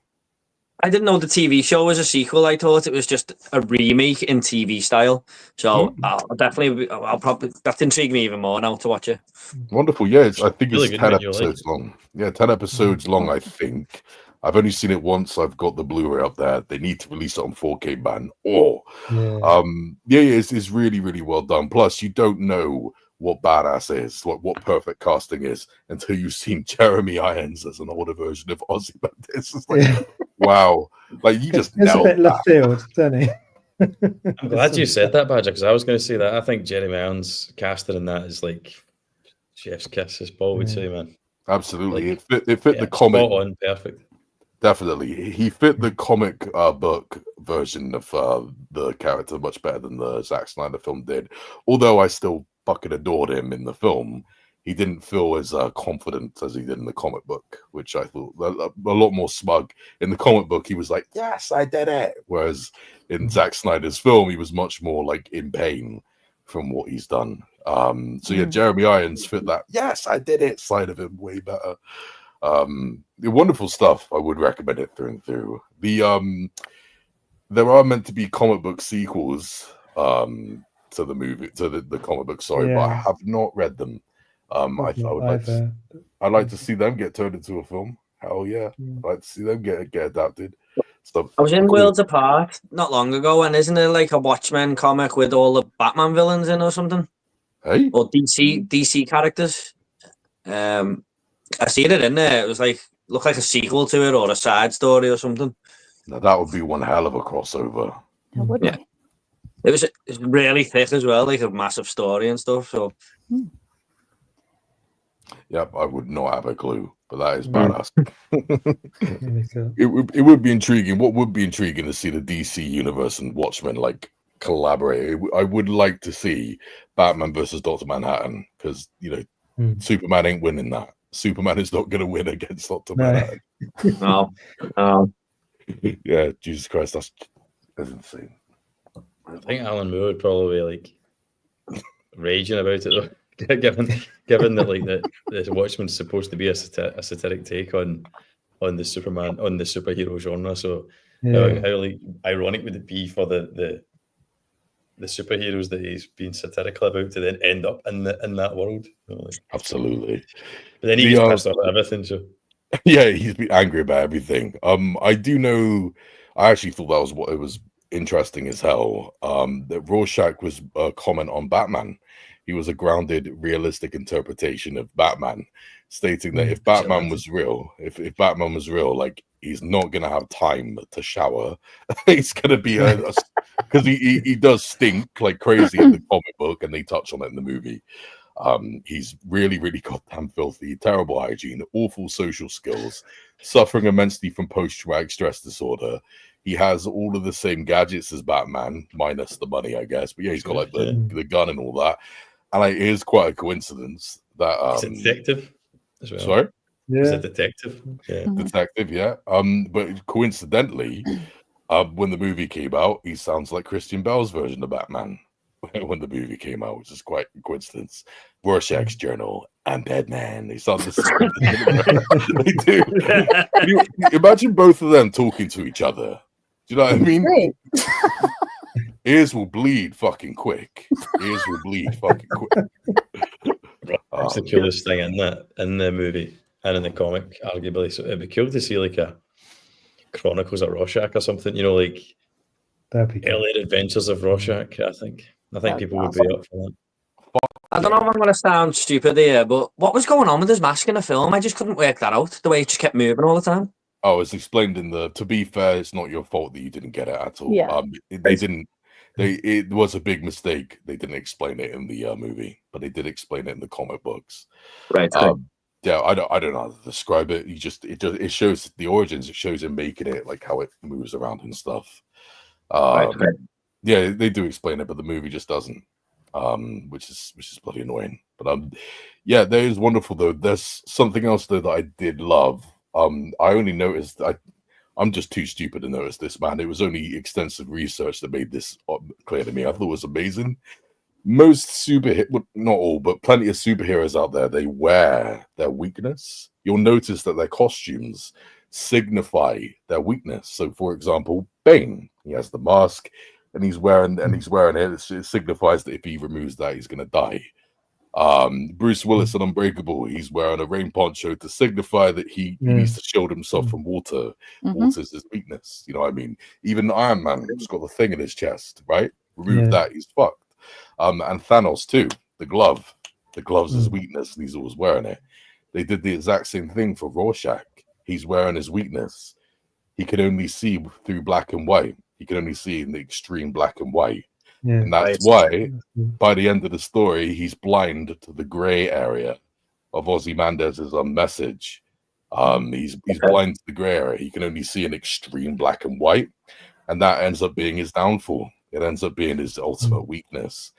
And when I looked into that and read like into Alan Moore and everything that he was doing with all that, I was like, oh, that's badass, man. Especially when you factor in that Rorschach is meant to be Batman, and Batman's wearing his weakness. He's scared of bats. He like embracing his weakness. God damn, man. Alan Moore, you're a clever motherfucker, dude. It's just plain and simple, man. I was like, that's so clever, man. I never would have noticed that until he explained all that. That's the way to go. Clever bastard, man. That's great. I have not read that comic book of his other one. What was the one with the V for Vendetta? Yeah, V for Vendetta. That's good too. I've heard that they're like outstandingly different, the movie and the comic books. Yeah. Is that true? Yeah, I don't know who has read it. Oh, I have. It is different. No. Yeah. But it's not like it takes away, because like but I'm also somebody who could just read something and take that for what it is and then watch the movie for what it is. Because I mean, I do like that movie. How do you not? Like, Natalie Portman shaved her head for that shit. So I think that's a good, healthy way to look at it, though. Like to separate both. That's how I like to see it as well. Yeah. How else are you going to like I did it one time with like the Harry Potter books when they were coming out, because I was that age. I was 10 when they came out, I think. I read the first book, watched that first movie, pissed me off because I was like, this is not what I pictured in my head. And so I just never read any other book after that. But then as an adult, I reread them, like just read them. And I was like, wow, these are really good books. But I really like these movies too. So it's just like, you got to separate it, because it's like, of course, the books are always going to have more to it. And then sometimes they just drastically change things in the movie. But sometimes it's for more entertainment purposes, because movie audiences are different than book audiences. Always has been. But I would say you should read the V for Vendetta and see what you think is like the differing things. Do you like it or not? I am intrigued. I will give it a go. But sadly, everything that you guys just said, that's exactly what's going to piss off Paul, because you guys are way too mature for him. You're way too mature, way too balanced. You're just not going to start fighting each other. No, you're wrong. No, you're wrong. No, you're wrong. Yeah, sorry, Paul, mate. Paul, it's not going to happen, man. These people are way too clever for that, I'm afraid. It's not happening. And you're not going to get a rise out of me either, because when we were talking about the black goo at the start of the show, I wasn't screaming. Okay, so no one's getting a rise out of me. You're not getting a rise out of anyone. A little ambulance chase so you can get stuff now. In Watchmen, Dr. Manhattan's rebirth montage is amazing. Yep, absolutely wonderful stuff. I need to see the recent movie that they did as well, the animation one. I haven't seen that one yet. I've not seen that either. Okay, I haven't watched those either. Those, I don't know. Watchmen is easily one of my favorite like superhero movies. Like, I think if The Dark Knight didn't exist, that would be #1 for me. You know what? I can't argue one bit. It's amazing. It's one of my favorite movies of all time, hands down. So good. Did any of you see that in theaters when it came out? I think I've seen it in IMAX. I've actually seen it in IMAX. Wait, The Dark Knight? No, the Watchmen. Oh, no. Watchmen. Yeah, it's a BFI IMAX. It was great. Yes. Okay, so when I saw it, I mean, it tells you, I don't know how your guys' ratings work over there. I mean, I know you guys put like 18 and stuff, but here it's like, okay, it's R, and it tells you specifically what is happening and why it's R, right? So I went with my brother and I think they were married at that time, so his wife. Went with them, and there was this like mom and dad and probably their daughter, right, sitting next to us. And during the one scene with the comedian, you know, when he's being a prick, to put it lightly, that one scene, that one scene, really easy on him there. They literally, I didn't want to I don't want to get you flagged, so I was just like, thank you. They looked over at each other and they kind of like looked at us and they're just like, this is bullshit, and just walked out of the theater. I'm like, it said before the movie started that there's a scene of this. I'm like, okay, well, whatever. I was enjoying it. Yeah. Not that Wow. scene, but the movie. I know what you mean. I take it back, Paul. I take it back, Paul. You found your audience. Yeah. We do have ratings over here, like 18 and all that, and it will give us a brief description, but it's not going to say specifically. Not usually, at least. Not usually, like specifically this one thing. It can happen though, but it isn't that common. Okay. It does get fairly specific in the title card, doesn't it? Does it? I've never seen it in cinema doing it. So I'll say the BBFC thing, I'll say, like as you rightly said, actually 18, 15. And then it'll give maybe like a sentence of what's in it. But it won't, so it might say like graphic, it'll maybe say graphic depiction of rape. Yes. Yeah. Like, but that's it. It won't tell you like anything other than that. Like, then again, you don't need more than description than that. I don't think that's on the box though. So like, see, like you'll get that in a title card before a film. Sometimes it's on the box. Yeah, if you were to buy like an 18 video here or video, fucking as if it's 1988 or something. If you were to buy like the 4K or the Blu-ray, you won't get that. It will just say not suitable for persons under 18. So you have to kind of just. Yeah, so good point. Weird how they do that, because like over here, I mean, before the movie starts in the theater, tells you. I mean, it even tells you before a trailer too. And then when you buy a movie, it still says R, if that's what it is, and then it says certain things. And of course, every freaking time you start the movie, it tells you too. It's like, bro, I know it's rated R. I don't care. I know what's happening in this movie. Just stop. Oh yeah, man. Well, that goes to like prove what I've always been saying. I'm saying it right now, actually, like you're blessed right over there. In my personal opinion, the American Blu-rays are a hell of a lot better than our English ones. First of all, you have them, they're a fair bit thinner, so you can fit more of them on the shelf. Yes. You don't have these annoying ratings on the side, which sometimes in Britain we get like multiple ones. Yeah. And you just get clearer directions of like what's actually in the content. I've always said I've got a few American ones up here, and I prefer them. I think they're just much nicer how they fit. What was it? The Batman series. I'm just gonna put it that way. The Steelbook box sets that came over there. I bought all of those, right? And thankfully, all of them had the peel off stickers of those 18 or whatever. And I was like, get this shit off. Like, no, because you only get let me see. Let me just grab one. She's not lying. We get like multiple ones. Look at this crap. What is that? Look, this is, that's all you get. There's the rating for this movie. Exactly. It's right there. It's right there in that little block. There's nothing on it. It's really low key in the States, isn't it? We just plaster it everywhere. Exactly. Yeah. You think we're not even in the EU anymore, so why are we getting the European ones on it? That's the thing. We shouldn't have got it in the first place. That could have been the one good thing about Brexit. Yeah, like the US as well. Boom, boom, boom, boom, boom. I feel like the US as well has had like way more movies released on Blu-ray than we have. Like I've got like loads of nostalgic 90s movies that I loved as a kid, and nearly all of them are after the import from America. Yeah, fair enough, man. Well, then you have some of our movies that are being like produced or like released in other countries, and I'm just like, excuse me, we don't even have that on Blu-ray. Like Three Ninjas, loved that shit when I was growing up. Oh Christ! Yeah.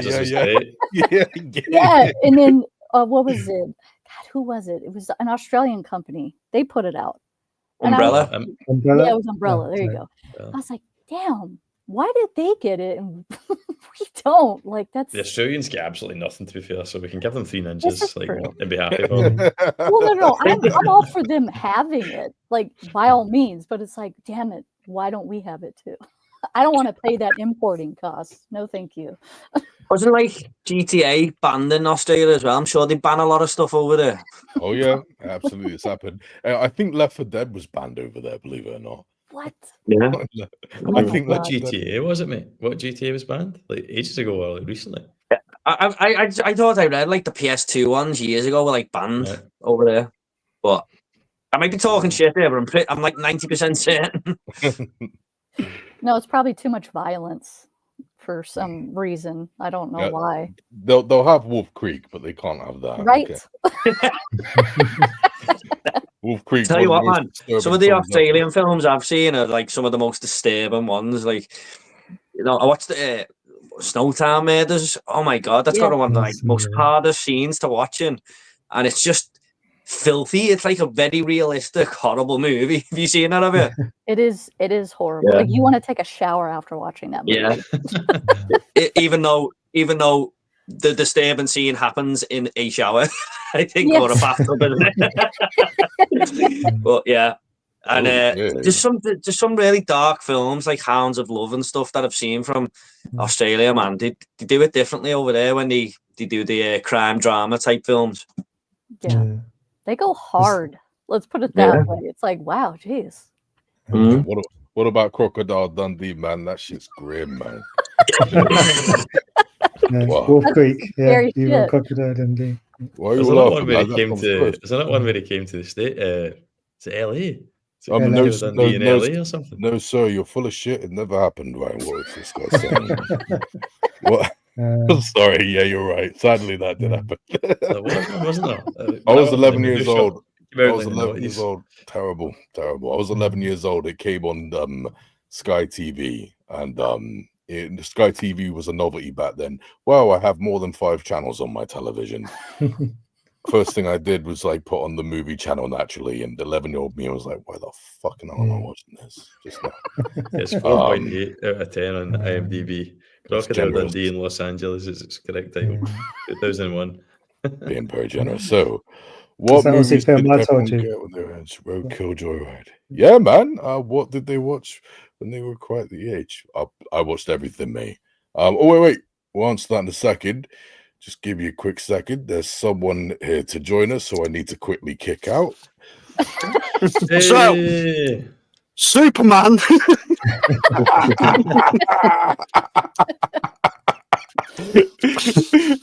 Right, I'm going. That's it.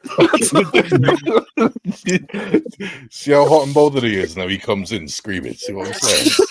Can you hear me fine? Yeah. A bit too loud, mate. Actually, is there any possibility to turn it down a bit? That's not a joke, by the way. That's not me saying stuff. Really? Yeah, it's pretty heavy. It's pretty heavy compared to everyone else. That's all. That's because I've got a good mic. I got Aussie film I told you about. Actually, I don't know. There's that Aussie film I told you about that you don't want to watch. Bad Boy Bubby. The sort of crazy sort of, I compared it to Forrest Gump. But like, do you really have to do this? Do you have to do this? Okay, now go on, explain it. Considering that it answers Luke's question, go on, explain this. This is absolutely despicable, man. There's a guy that's just living inside of his mum, doing bad things to him, and is told the outside world's poison gas. And he eventually breaks free, goes out, and is just deranged, and crazy stuff happens, and it's a weird ass film. Yeah. Gritty, grimy looking, and just it's not going to be for everyone. But it's, what film is that? Bad Boy. What film is that? Jordan sits forward in his seat there. Bad Boy Bubby. That's another Australian one as well, isn't it? Yeah, it's one of the most batshit crazy films I've seen. But Bad Boy Bubby, or is it Bubba? Bubby. Yeah. Bubby. Oh, okay, whatever. Yeah. What movies did everyone see when they weren't quite the age? Yeah. Eddie, Alien, Predator, The Thing, whatever. Hey, true story. I'll tell you one thing that is completely messed up. When I was 7 years old, I watched Basic Instinct right next to my nan. And, Do you enjoy that scene with her? Well, that one horror film in itself. That one scene, what were you on about? So anyway, I was really confused because obviously I was too young to understand what sex was. So I was like, your nan there to ask about it, though. No, I didn't have that type of relationship. What's she doing with that ice pick? So I didn't get it. I was like, so first of all, why are they naked rubbing against each other? That makes no sense. Secondly, why are they screaming so much as they're doing it? Like, if it hurts them, why can't they just stop if it hurts them? Why are they screaming in pain? I didn't get what the hell was going on. But I didn't really remember too much of it after that, so I don't really remember the film. I just remember bits and bobs of it, and just me thinking, what the hell's going on? And then I got older, I'm like, Nan, you're a gangster, Nan. You go hardcore, man. Go hardcore, man. I feel like I want to do some Basic Instinct now, Nat. Is that what they call it? Wait, give me a sec. Get rid of Paul. Right, that's the way you go, Paul. Let's mute. I'm gonna mute him for a bit, and that's that. There we go. That's the problem's done. Paul, you're in the naughty corner until you apologize to my Nan. I'm joking. My Nan deserves no apologies. But yeah, that was a horrifying thing indeed. Yeah, what about you, Ashley? What films did you watch like too young? Oh man, pretty much every horror movie under the sun. I mean, it's just called Zombie Girl, so it's But- like, probably trailer. I don't know. I think that when I watched Crash and Mulholland Drive, Shit. I watched those back to back when I was like 14 or 15 because I was watching my uncle's dogs, and he had HBO. And I'm telling you, watching a David Lynch film and a David Cronenberg film back to back was absolutely wild. And watching Crash, I was just kind of like, I mean, at this point I knew what sex was, but I was like, why are these people getting off on car crashes and scars and shit like that? I'm like, that's quite a kink, I guess. Listen, man, we all like Fords, okay? We all like Mercedes. We all like Fords, okay? You telling me you don't get excited when you see these nice engines? I mean, I do, just not in that way. Crash was fucked up. I seen that when I was too young as well. I think I think my mum and dad rented it out on video, and I put it on afterwards, and just felt completely fucking confused, sexually confused after it at like 9-year-old or something. Yeah. Oh shit! I still haven't seen Mulholland Drive, but I do want to watch it. I heard mad things. I love amazing film, that one. That's got like the scariest scene in a non-horror movie, I think. Yes, that's why I've not watched it. That's why I've not watched it, because I know that it's got that famous jump scare in it. I don't know what it is, but I do want to watch it soon because it just recently came out on 4K, did it? Like a year ago. It was like a year or two ago. I think it's been out like 2 or 3 years. Yeah. Oh, okay. It's still canal release, I think. I thought it was a relatively recent thing. All right, well, I got to go on it. Now, what about you, Paul? What did you watch when you were too young? Now, be careful saying shit about my Nan.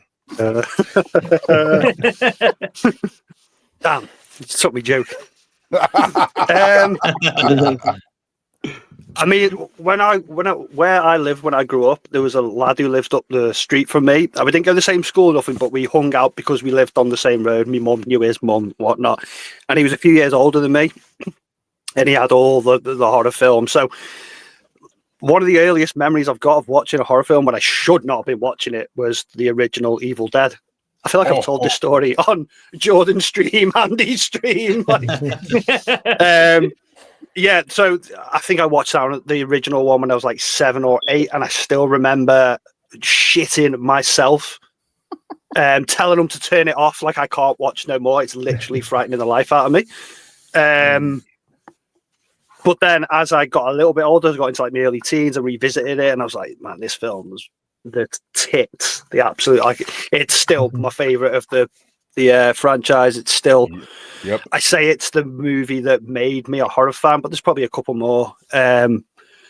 But yeah, probably like the same as you guys. I think we're all of similar age, so you know, we grew up in that age where our parents just didn't give a shit what we were watching. Like, I remember getting my mum to rent me out like The Exorcist when it got re-released in like 98 or 99, and I think your mother's gangster, man. So I must have been 12, 13 when that come out. So yeah, just RoboCop, Terminator, watching all that before I should have been watching it. But you know, I've always said to my mum, I've always thanked my mum for letting me watch shit like that, because I think it's made me the film fan that I am today. So props to you, Mum. Thanks. Yeah, actually, all banter aside, like, hell yeah, man. That's like, your mother's cool, man. Shit's cool. No, hell yeah, man. Doing that. Listen, right? I Like don't your get nan. along. They should Yeah. get on. They'll get on along with each other. Careful. So I don't get along with my mother personally, right? But I'm always going to be grateful for the movies that she exposed me to at a young age. Always. I'm literally here talking to you guys because of it. So yeah, shout out to that, man. That stuff like that's amazing. When I was a kid, I was watching all these films way too young, and they didn't do me any damage whatsoever. Beer. Jordan, how about you, buddy? Yeah, so I'll cut a long story short, but my mum was totally opposite. She would not let me watch anything. And I heard about Freddy when I was a kid in the school playground, like all the kids were talking about it. And I was like, I've got to watch this film, man. So my mate who lived in the street went, oh, I've actually got the second one there. So I went to his house and went, come on, we've got to watch this. And it scared the absolute shit out of me. Like, I couldn't watch it in one go. I was like, this is terrifying. I've never seen anything like this in my life. But then I grew a bit more in confidence, and there was other ones I wanted to watch, but my mum never found out that I watched it. But I begged her, saying, could you get me some of them on VHS? And she was like, no. And honestly, it took about 2 years of begging for her to finally let me watch one. So my dad come home and went, yeah, your mum said you can watch it. And he brought me home, Nightmare on Elm Street Part 3. And my mum went, oh, I know you're watching that, so your sister wants to watch it with you. You go and watch it with your sister, who was 3 years younger than me, and it pissed me off, man. So I was like, what the fuck was that 2 years of begging? It's just a total hypocritical comment, wasn't it? Yeah. But yeah, I watched that finally, and that's when I fell in love with horror, to be honest, when I watched Elm Street 3. So fair enough. Speaking of hypocrites, by the way, my nan, I'm not kidding. She actually had the nerve to go nuts at me once when I showed my 11-year-old cousin Rocky Balboa, which was a certificate 12. She's still too young for it. She's still too young for I it. was like, oh my goodness, she's still too young for it. Okay. Builds character. Yeah, builds character. Sweet. If I already had a scent, I would have choked on it right then and there, man. I would have choked on it right then and there. What about you, Andy? Yeah, it's same as I like Paul said. I feel like I've spoken about this a lot in the past, but yeah, just the usual 80s kind of ones. I kind of steered away from the horror films. It was like your RoboCop, your Predators, your Terminator, your Die Hard, all the kind of action genre, violent, sweary action films. So I did all that, but I think he's actually mentioned in the comment after Badger that he's talking about what films did you see in the cinema when you were underage. Bless him. Just to answer that question, nothing exciting. But the first significant film I seen underage and felt super cool was Mission Impossible 2. I was like 14, seeing at 15, and it was like, I think at the time it was probably the best film I've ever seen in my life. Mission Impossible 2, because it was so cool. I think mine, if that's the question that's being asked, I think mine was either South Park the movie or Gone in 60 Seconds. But I was underage watching them. I think. Yeah, with me, it was Alien vs. Predator, certificate 15, and I was 12, just about to turn 13. So yeah, I saw that. Good effort, man. Was it like hard to sneak into movies where you guys are at? It was pretty strict. It was. Was it? Yeah. It was for me. That sucks. Same.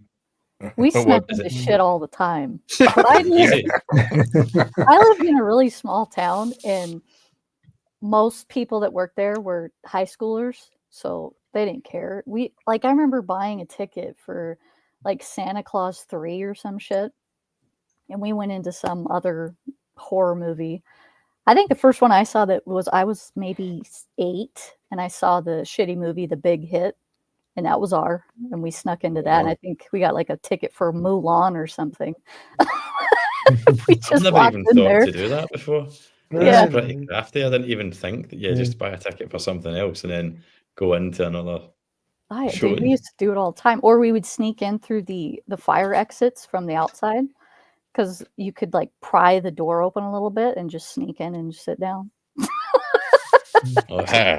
Naughty woman. Hey, you do what you can when you don't have a lot of funds. I don't even know if that's I never even thought to do that over here. I don't know if it's still possible now, but I couldn't take advantage of that in a way. Like people my size, we don't sneak. We can't sneak. We can't sneak. Bro, who the fucking hell am I going to blend in with? You know what I mean? Oh, it's that guy. They're going to see me. See the amount of times though, I had Odeon Limitless. Like, actually, if you don't know like what Odeon is over here, it's just like a big chain. But like I had like the unlimited pass, and see the amount of times I would turn up at night. So I've already booked. Like I've got my ticket booked and all that. Wasn't getting food. Turn up into my local Odeon, walk straight like from the car park through the foyer and to my seat and not see a single employee.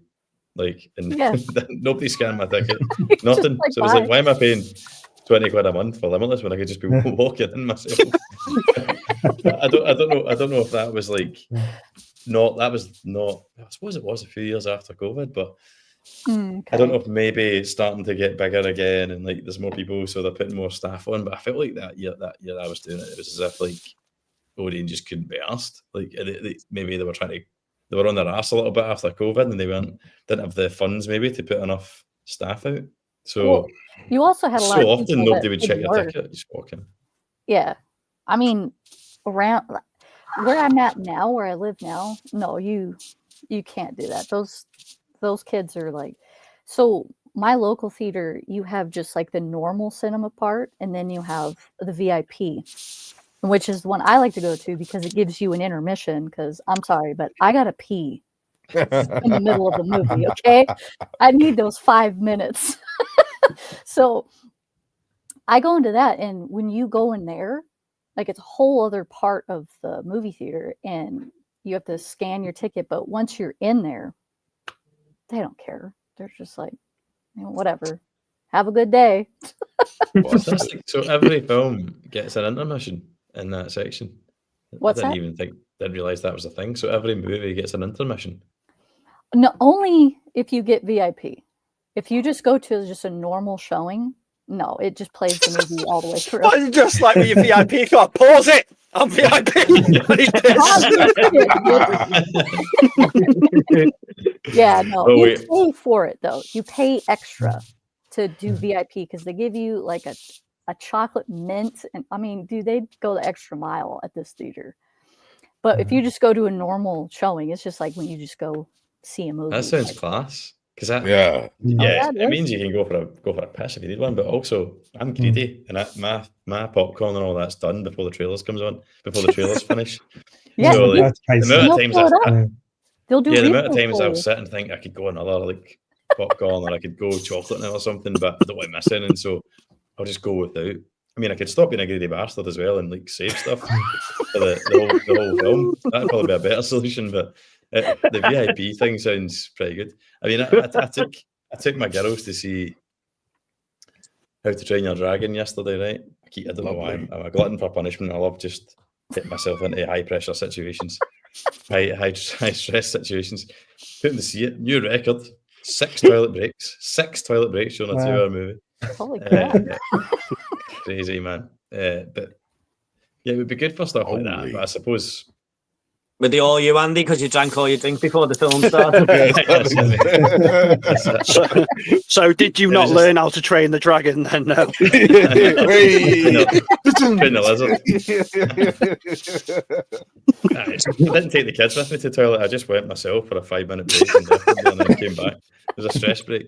They did enjoy it though, to be fair. My oldest was lovely, man. Literally on the edge of her seat, jumping up and down, which was nice. But the youngest one's just still a bit young, so she just sees going to the toilet as like an adventure. I'm bored. And if I tell my dad to be in the toilet, he'll have to take me out to the foyer. But it gets a bit old after a while. That's funny. I always like watching or hearing about how people's kids are different. Like, I mean, I don't have my own, but I have 5 nieces and nephews.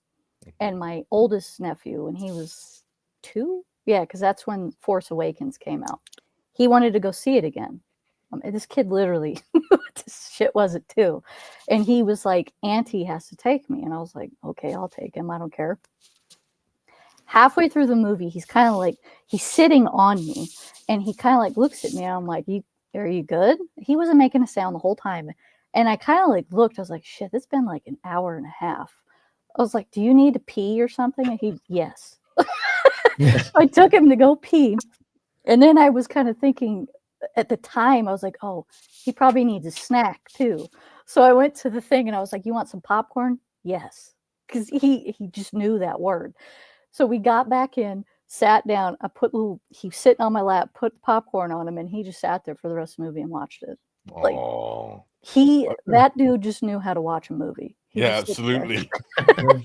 I got worried then. I got worried then. I thought you were saying that he was looking up at you like ready to pee on you. No. So, Plus, he had a diaper. He still had a diaper on, but they were also potty training him. So, but he knew to be like, I have to pee. Like, go take me to the toilet. And I had to, like, pick him up because the damn toilets are so tall sometimes. So I'm just like, here you go, dude, pee. That's impressive. So he was like toddler age, and yet he sat right through The Force Awakens, like with my brother's kids. They all are like that though. They all sit and watch movies, but maybe it's because they're part of us. You all sit and watch movies. No, my lads. Sorry, my lads too. Sorry, Andy. My lads too. My lad's 2 in less than a week, and I couldn't imagine taking him to cinema, man. It'd be a fucking nightmare. Nightmare on Elm Street. That's funny. Oh. I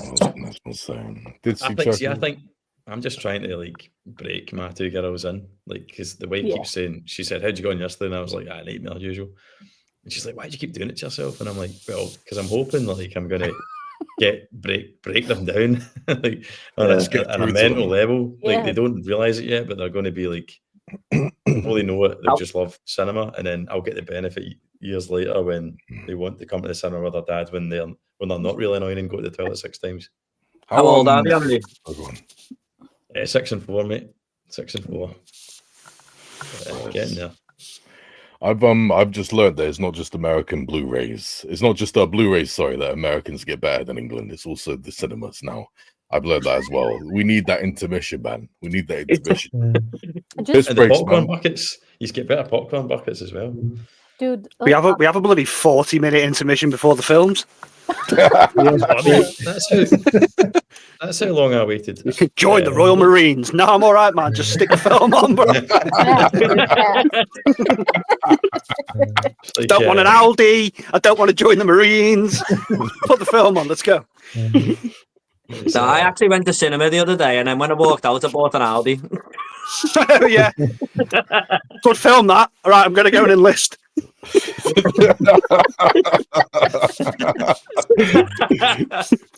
Oh man, I remember having intermissions when I was younger, and they even brought around Choc-Ices and stuff at my local cinema. Oh, Choc-Ice! This is when I was little. The mom ice cream. Yeah, the proper little block ones, Choc-Ice. I got an ice cream, Mom. No, it's Choc-Ices in the fridge. Choc-Ices are so shit, aren't they? I like them when you're young, but they're great, aren't they? I haven't had one of them for years, man. And then you get old and discover cocaine. I understand.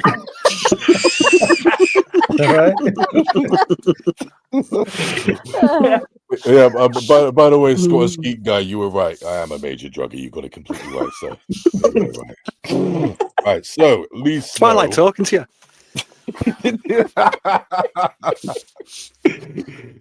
What do you expect, man? I grew up watching Basic Instinct with my nan. Dude, oh, sorry, real quick, before I read Leigh Snow's message, wait, real quick. I promise you, I swear this on the souls of anyone I care for that this is true. Now, this is the perfect continuation of my nan. Get ready for this. It was about 7 years ago. My nan was watching something on Amazon Prime. Basic Instinct 2. No. No. That would have been better, mate. That would have been better. No, she was watching. She had this like phase of watching really crappy Bigfoot movies, just so she could laugh at them. So she put them on Amazon Prime, having a laugh. Oh, look at this! This is rubbish. Oh, look at this! This is rubbish, and just having a laugh. I think I know where you're going with this. Oh no, you don't. I was upstairs. I was upstairs. I was upstairs. My nan was screaming my name. Come down here. This is stupid. Oh my god. So I come downstairs. And I'm watching it, and it's just this man in a really terrible monkey outfit, like this really awful, ridiculous low budget thing. It looks like, you know, like a child made it. It's terrible. That's called Planet of the Apes, 1978.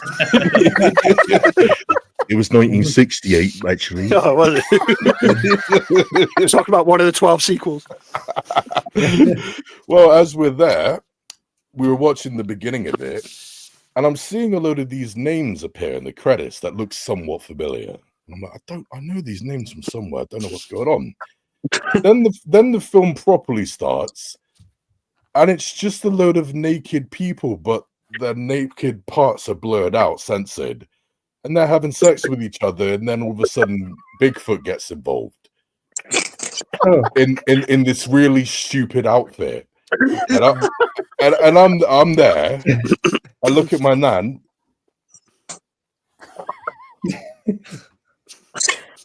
Do you want a line, Nan? What? So what the fuck is this? What's going on? I say, give me the controller. I'm having a look, and I realized exactly what the hell's happened. A few years prior, I worked at a sex toy warehouse. This is getting better and better. A few years prior, I worked at a sex toy warehouse. And there were truck tons. This is a big warehouse full of all sorts of products. Porn stars' names were up to the eyeballs all over the place. And all the times I worked there, I learned the names of all of these bloody products like crazy. And I realized in the opening credits of this film, several of the names were there. And I'm there holding the controller after I paused the film, looking at the cast on Amazon Prime, and I realized, Nan, you've put on a fucking porn film and you've shown it to me. And somehow Amazon Prime, not only did they give this to my nan for free, I guess, but not only that, they decided to censor the sex scenes, make this shitty Bigfoot style porno, and then market it as a Bigfoot movie just by censoring the sex scenes. Do you remember what it was called? Harry Hung and the Hendersons. It's like Harry Potter and the Philosopher's Stone, I think it was called, something like that. I can't remember. It was some Bigfoot thing. I can't remember the names now because it's been ages since I worked at that warehouse now. But I was like, Nan, this is porno. I swear to God, I served so many of these bloody products with these names attached to it. One of them, I can't remember all the names. If I could, I couldn't say it now. I'll get banned. But I just realized I've got a real interesting relationship with my nan. It's a real special one. It's a beautiful one. Man. Yeah, I love that. Yeah, a bit of backstory for explaining as to why you recognised all the porn stars' names. Yeah. True. That's one time I worked because I used to work in a. Fuck you. in the sex toy industry. Yeah, that's right. Because I know because me being a heterosexual man, I know a load of male porn stars' names. That's right. Cheers, Andy. Of course you do. Don't lie. It's cool, mate. Your secret's safe with me and your nan. Yeah, my nan. No, Nan did say that to me. How do you know the names then? I said, number one, I worked at a sex toy warehouse years ago. Number two, I'm a red bloody male with the internet. Shut up, Dan. And I've got this movie on 4K. Vinegar syndrome just brought out. Vinegar syndrome, you know. Okay. Not quite. God bless you, Dan. God bless you. I thought you were going to mention that Jesse Eisenberg Sasquatch film. I thought that's where you're going with it. Yes. Where they were kind of getting it on. I thought that's where you're going. So. And that's why I said to you that you did not guess it. I told you wouldn't. Was I right? You were. So yeah, when I was a kid, Nan watched Basic Instinct with me when I was about 6-7 years old. Yeah, and then when I was about 26. Yeah, then I watched porno with my nan. That's good stuff. It explains why my sense of humor is the way it is. I've had a fucked up life. I'll never be able to watch Basic Instinct again, Badger, without thinking about you sitting watching it with your nan. You ruined that wee bit for me. Explains why I haven't watched it. Explains why I haven't watched it ever since. Explains why I haven't watched it ever since. So there we go. That explains a lot. James Corden spoof. Basic Instinct. That'll play it off. Oh, God. It's why I don't need drugs. I'm already messed up enough as it is, mate. Life's already a pie. No, Please my no. gran told me that Mel Gibson was my uncle, so she fucked me up as well, mate. And I told everybody at school I was related to him. That's my gran's do, mate. And my gran's maiden name was Gibson, and she was on the vodka, and she just said, "Aye, that's your Uncle Mel. Like, we've got family in Australia." And I went and told, I was like primary 2, primary 3, and I just went and told everybody, "That's, do you know that guy from Meet the Web? That's my uncle." Wow. And so how much did that screw up your reputation at school? Aye. Not that much of a reputation at school, mate. My uncle's Mel Gibson. Yeah, that's nice, Andy. Bye. I watched Hellraiser when I was 9. Oh, that's not me talking. I'm reading the message for the record. I'm not slipping in another nasty story. Lee Snow watched Hellraiser when he was 9 on holiday with his Oh. Did you see the Hellraiser video game trailer yesterday? That was... Oh, shit. We were actually... I was actually planning on... I wanted to talk sorry. about that. That's actually what I wanted to talk about at one point. Yeah, I did see it. I'm bloody impressed. I'm impressed. I thought you were narrating it when I listened to it. Me? Yeah, sounds like you. The box, you opened it with game. Yeah, I think they got the original actor, didn't they, to play the voice? Did they do that? Oh, wonderful. Sounds like him. Does the trailer start with a pretty explicit sex scene? Yes. Yes. Yeah, I've not watched it yet, but it popped up in my feed when I was in the kitchen with the kids, and I was like, "Oh, flustered, trying to fucking put it off." It was like it was like fucking IGN or something. They were sharing it, and I was like, "What the fuck?" Yeah, my nan was the one who showed it to me. I was going to say. Your nan sent you on Instagram. Yeah, the trailer looks pretty awesome. If your nan gets another strike, mate, that's 3 strikes, and your nan's a pair. That's the problem. I don't think it's a coincidence. I did bring this to show when you mentioned Hellraiser. Nice. I even got a special something from a con, so I got it from Pinhead myself. From Doug Bradley. Cool. Yeah. Oh, that is badass, man. Love it. The thing is, he must have wondered what on earth I was doing because I just took this bit with me. So it's like I give him the shoebox lid and said, "Sign this." Yeah. Do you want this ashtray? The whole thing. Yeah, so he's like a weirdo. Cheers, mate. Oh yeah, man. That's wonderful. But no, that's lovely, man. Yeah, the game looks bloody awesome. I thought it was just going to be a multiplayer type thing. Yeah, that's it. Nope. Yeah, I thought it was going to be one of them 4-on-4 fucking I've got no friends so I can't play these sort of game bullshit. And then seeing it was a bit more in terms of like the sort of first person Resident Evils, and I was like, oh mate, yeah, take my money. I'm not even a big Hellraiser fan, but give me more horror games because I love them. Yeah, this story heavy game by the looks of it, and bloody creepy. I'm really intrigued to see it, and plus I thought they'd do it based on the remake, but no, they're doing it based on the original lore, the original actors and all that. I was like, oh bloody hell, give me some of that. It looks proper creepy, but yeah, I can't imagine trying to watch that trailer when I've got the kids right there in the kitchen. That's awkward as hell. It was quickly put off. These are what them video games are like now. Oh yeah, they're getting there, man. They're getting there. No, top 3. Nice, man.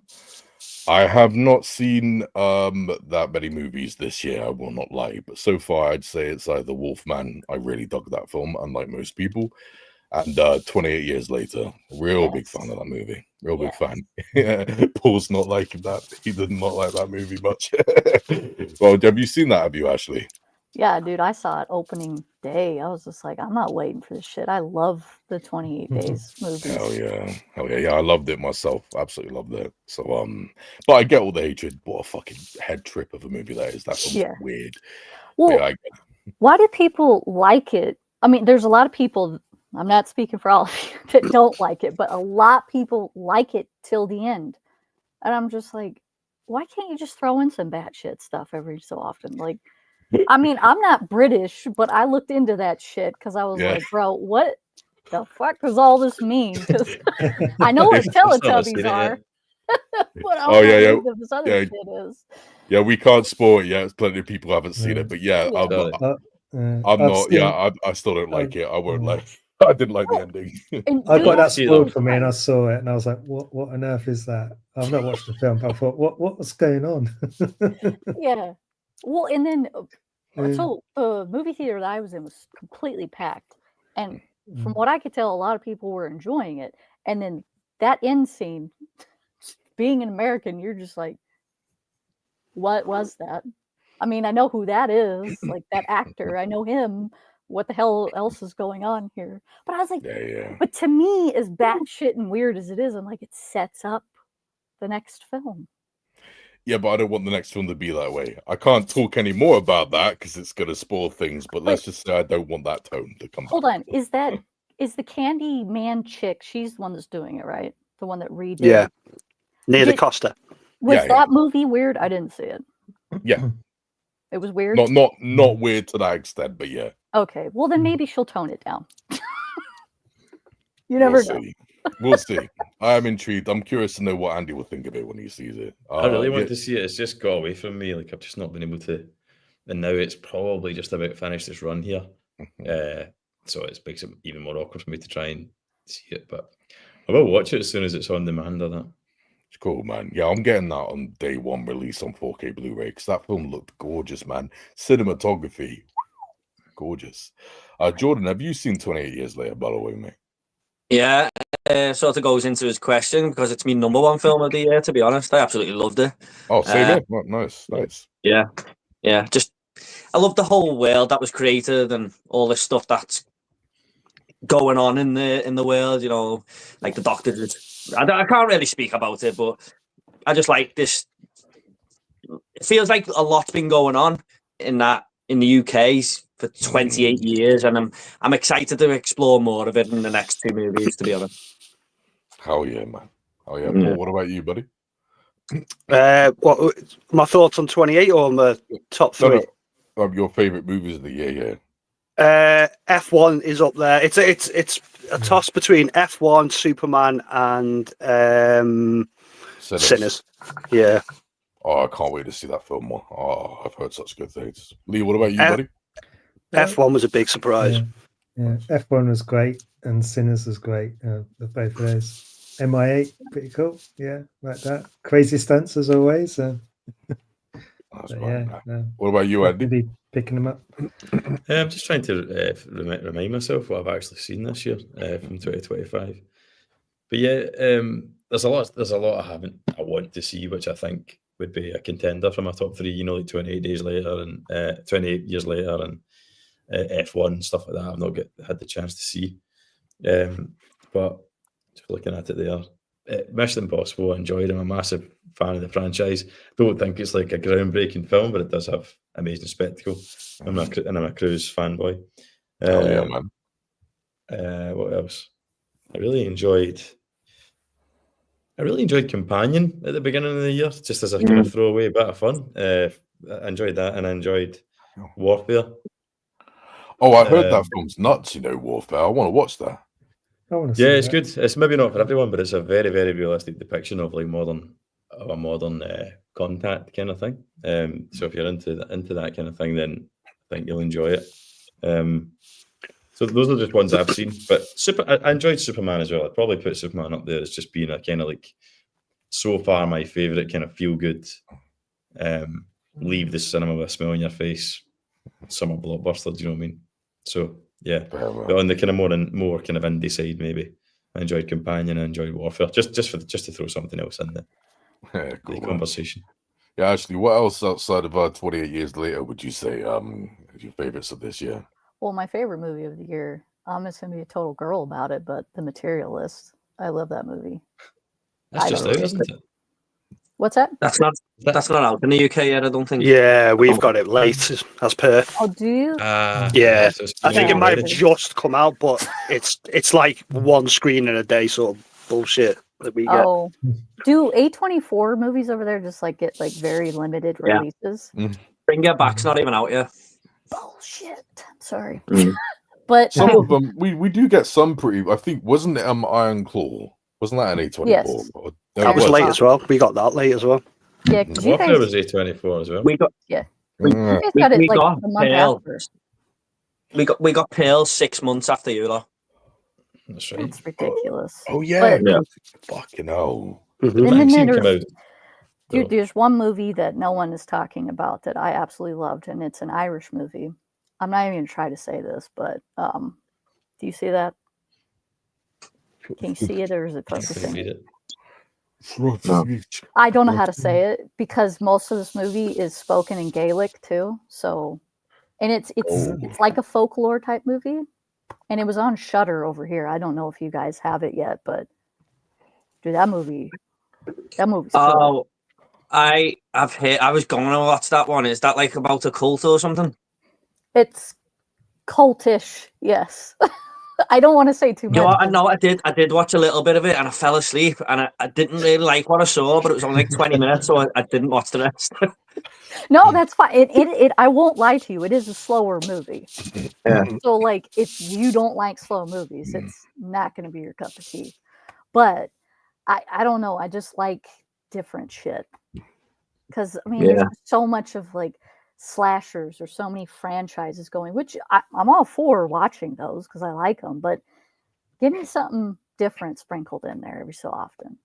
And that was very different than everything else that I've seen this year. Oh yeah. Okay, now that's intriguing. I'll look that up in a bit. Luke says that he lives an hour away from where they shot 28 years. Jesus Christ, 10 minutes from one of the locations. He applied to be an extra in it, but you didn't get it. Oh. So I'm assuming that you didn't want to be the infected guy with the humongous thongs. Oh, I was going there. I don't know, man. Your profile picture kind of fits the image. You're not big enough. I'll put you on screen. Sorry. That terrified me, man. I thought You're gonna need 2 IMAXs for me. 8K Blu-ray. I'm not joking. 480p. 480p. At least it's not in 3D. Yeah, man. I thought I understood what horror was, but then I saw a movie where an infected giant zombie was naked with a massive cock chasing a 12-year-old boy. It made me uncomfortable, man. It made me uncomfortable. I'm a grown-ass man. I'm getting uncomfortable watching these big giant schlongs flying around the cinema screen, man. I was like, what is going on here? Chasing a child. Yeah. You know, people are like, oh, this is cinema. I'm just like, man, this is making me dead uncomfortable. Oh god. One with my old mate, we're both gay. He said he still wouldn't even has to be. He still would, even though he has to reach my Oh my god. Well, that means that your friend has a giraffe neck, I'm assuming. That's the only way. That's the only way you'd be able to handle that at the moment. So fair play. So I gotta say, man, this stream's gone real bad, and it's entirely my fault. I'm sorry. The issue is Ellis isn't here, so I can't blame it on him anymore. I can't hide behind Ellis now. It's entirely me. Actually, no, it's Luke. He's the one who said this. I didn't say this. That is funny though. Yo, tell your friend that he made me laugh, by the way. Yeah, that's good. Right, people. Oh god. I think we've been I think that's enough Nan stories and big zombie penises for the night. Yeah, we going on for almost 2.5 hours. I think yeah, I think that's that. Yeah, does anyone here have anything they want to plug? Oh, that sounded wrong, didn't it? That sounded wrong after that. Yeah. Yeah, I just clocked in too late. I wasn't even trying to be funny then, but yeah, Jesus Christ. Yeah, anyone here have anything that they want to promote?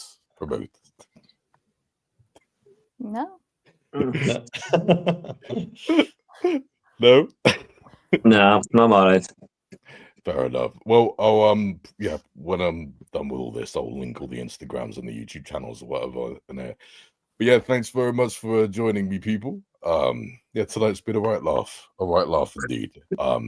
Maybe next time we'll try and get some more people and yeah, see if we can keep it PG though. See if I can keep it PG. Sorry, me. Wicked. All right. Well, so yeah, that was a good one. Thanks very much for joining, guys, and take care. Yep. Nice. Thanks. For having us. Catch you later, everyone. Stay safe. Bye. Lovely.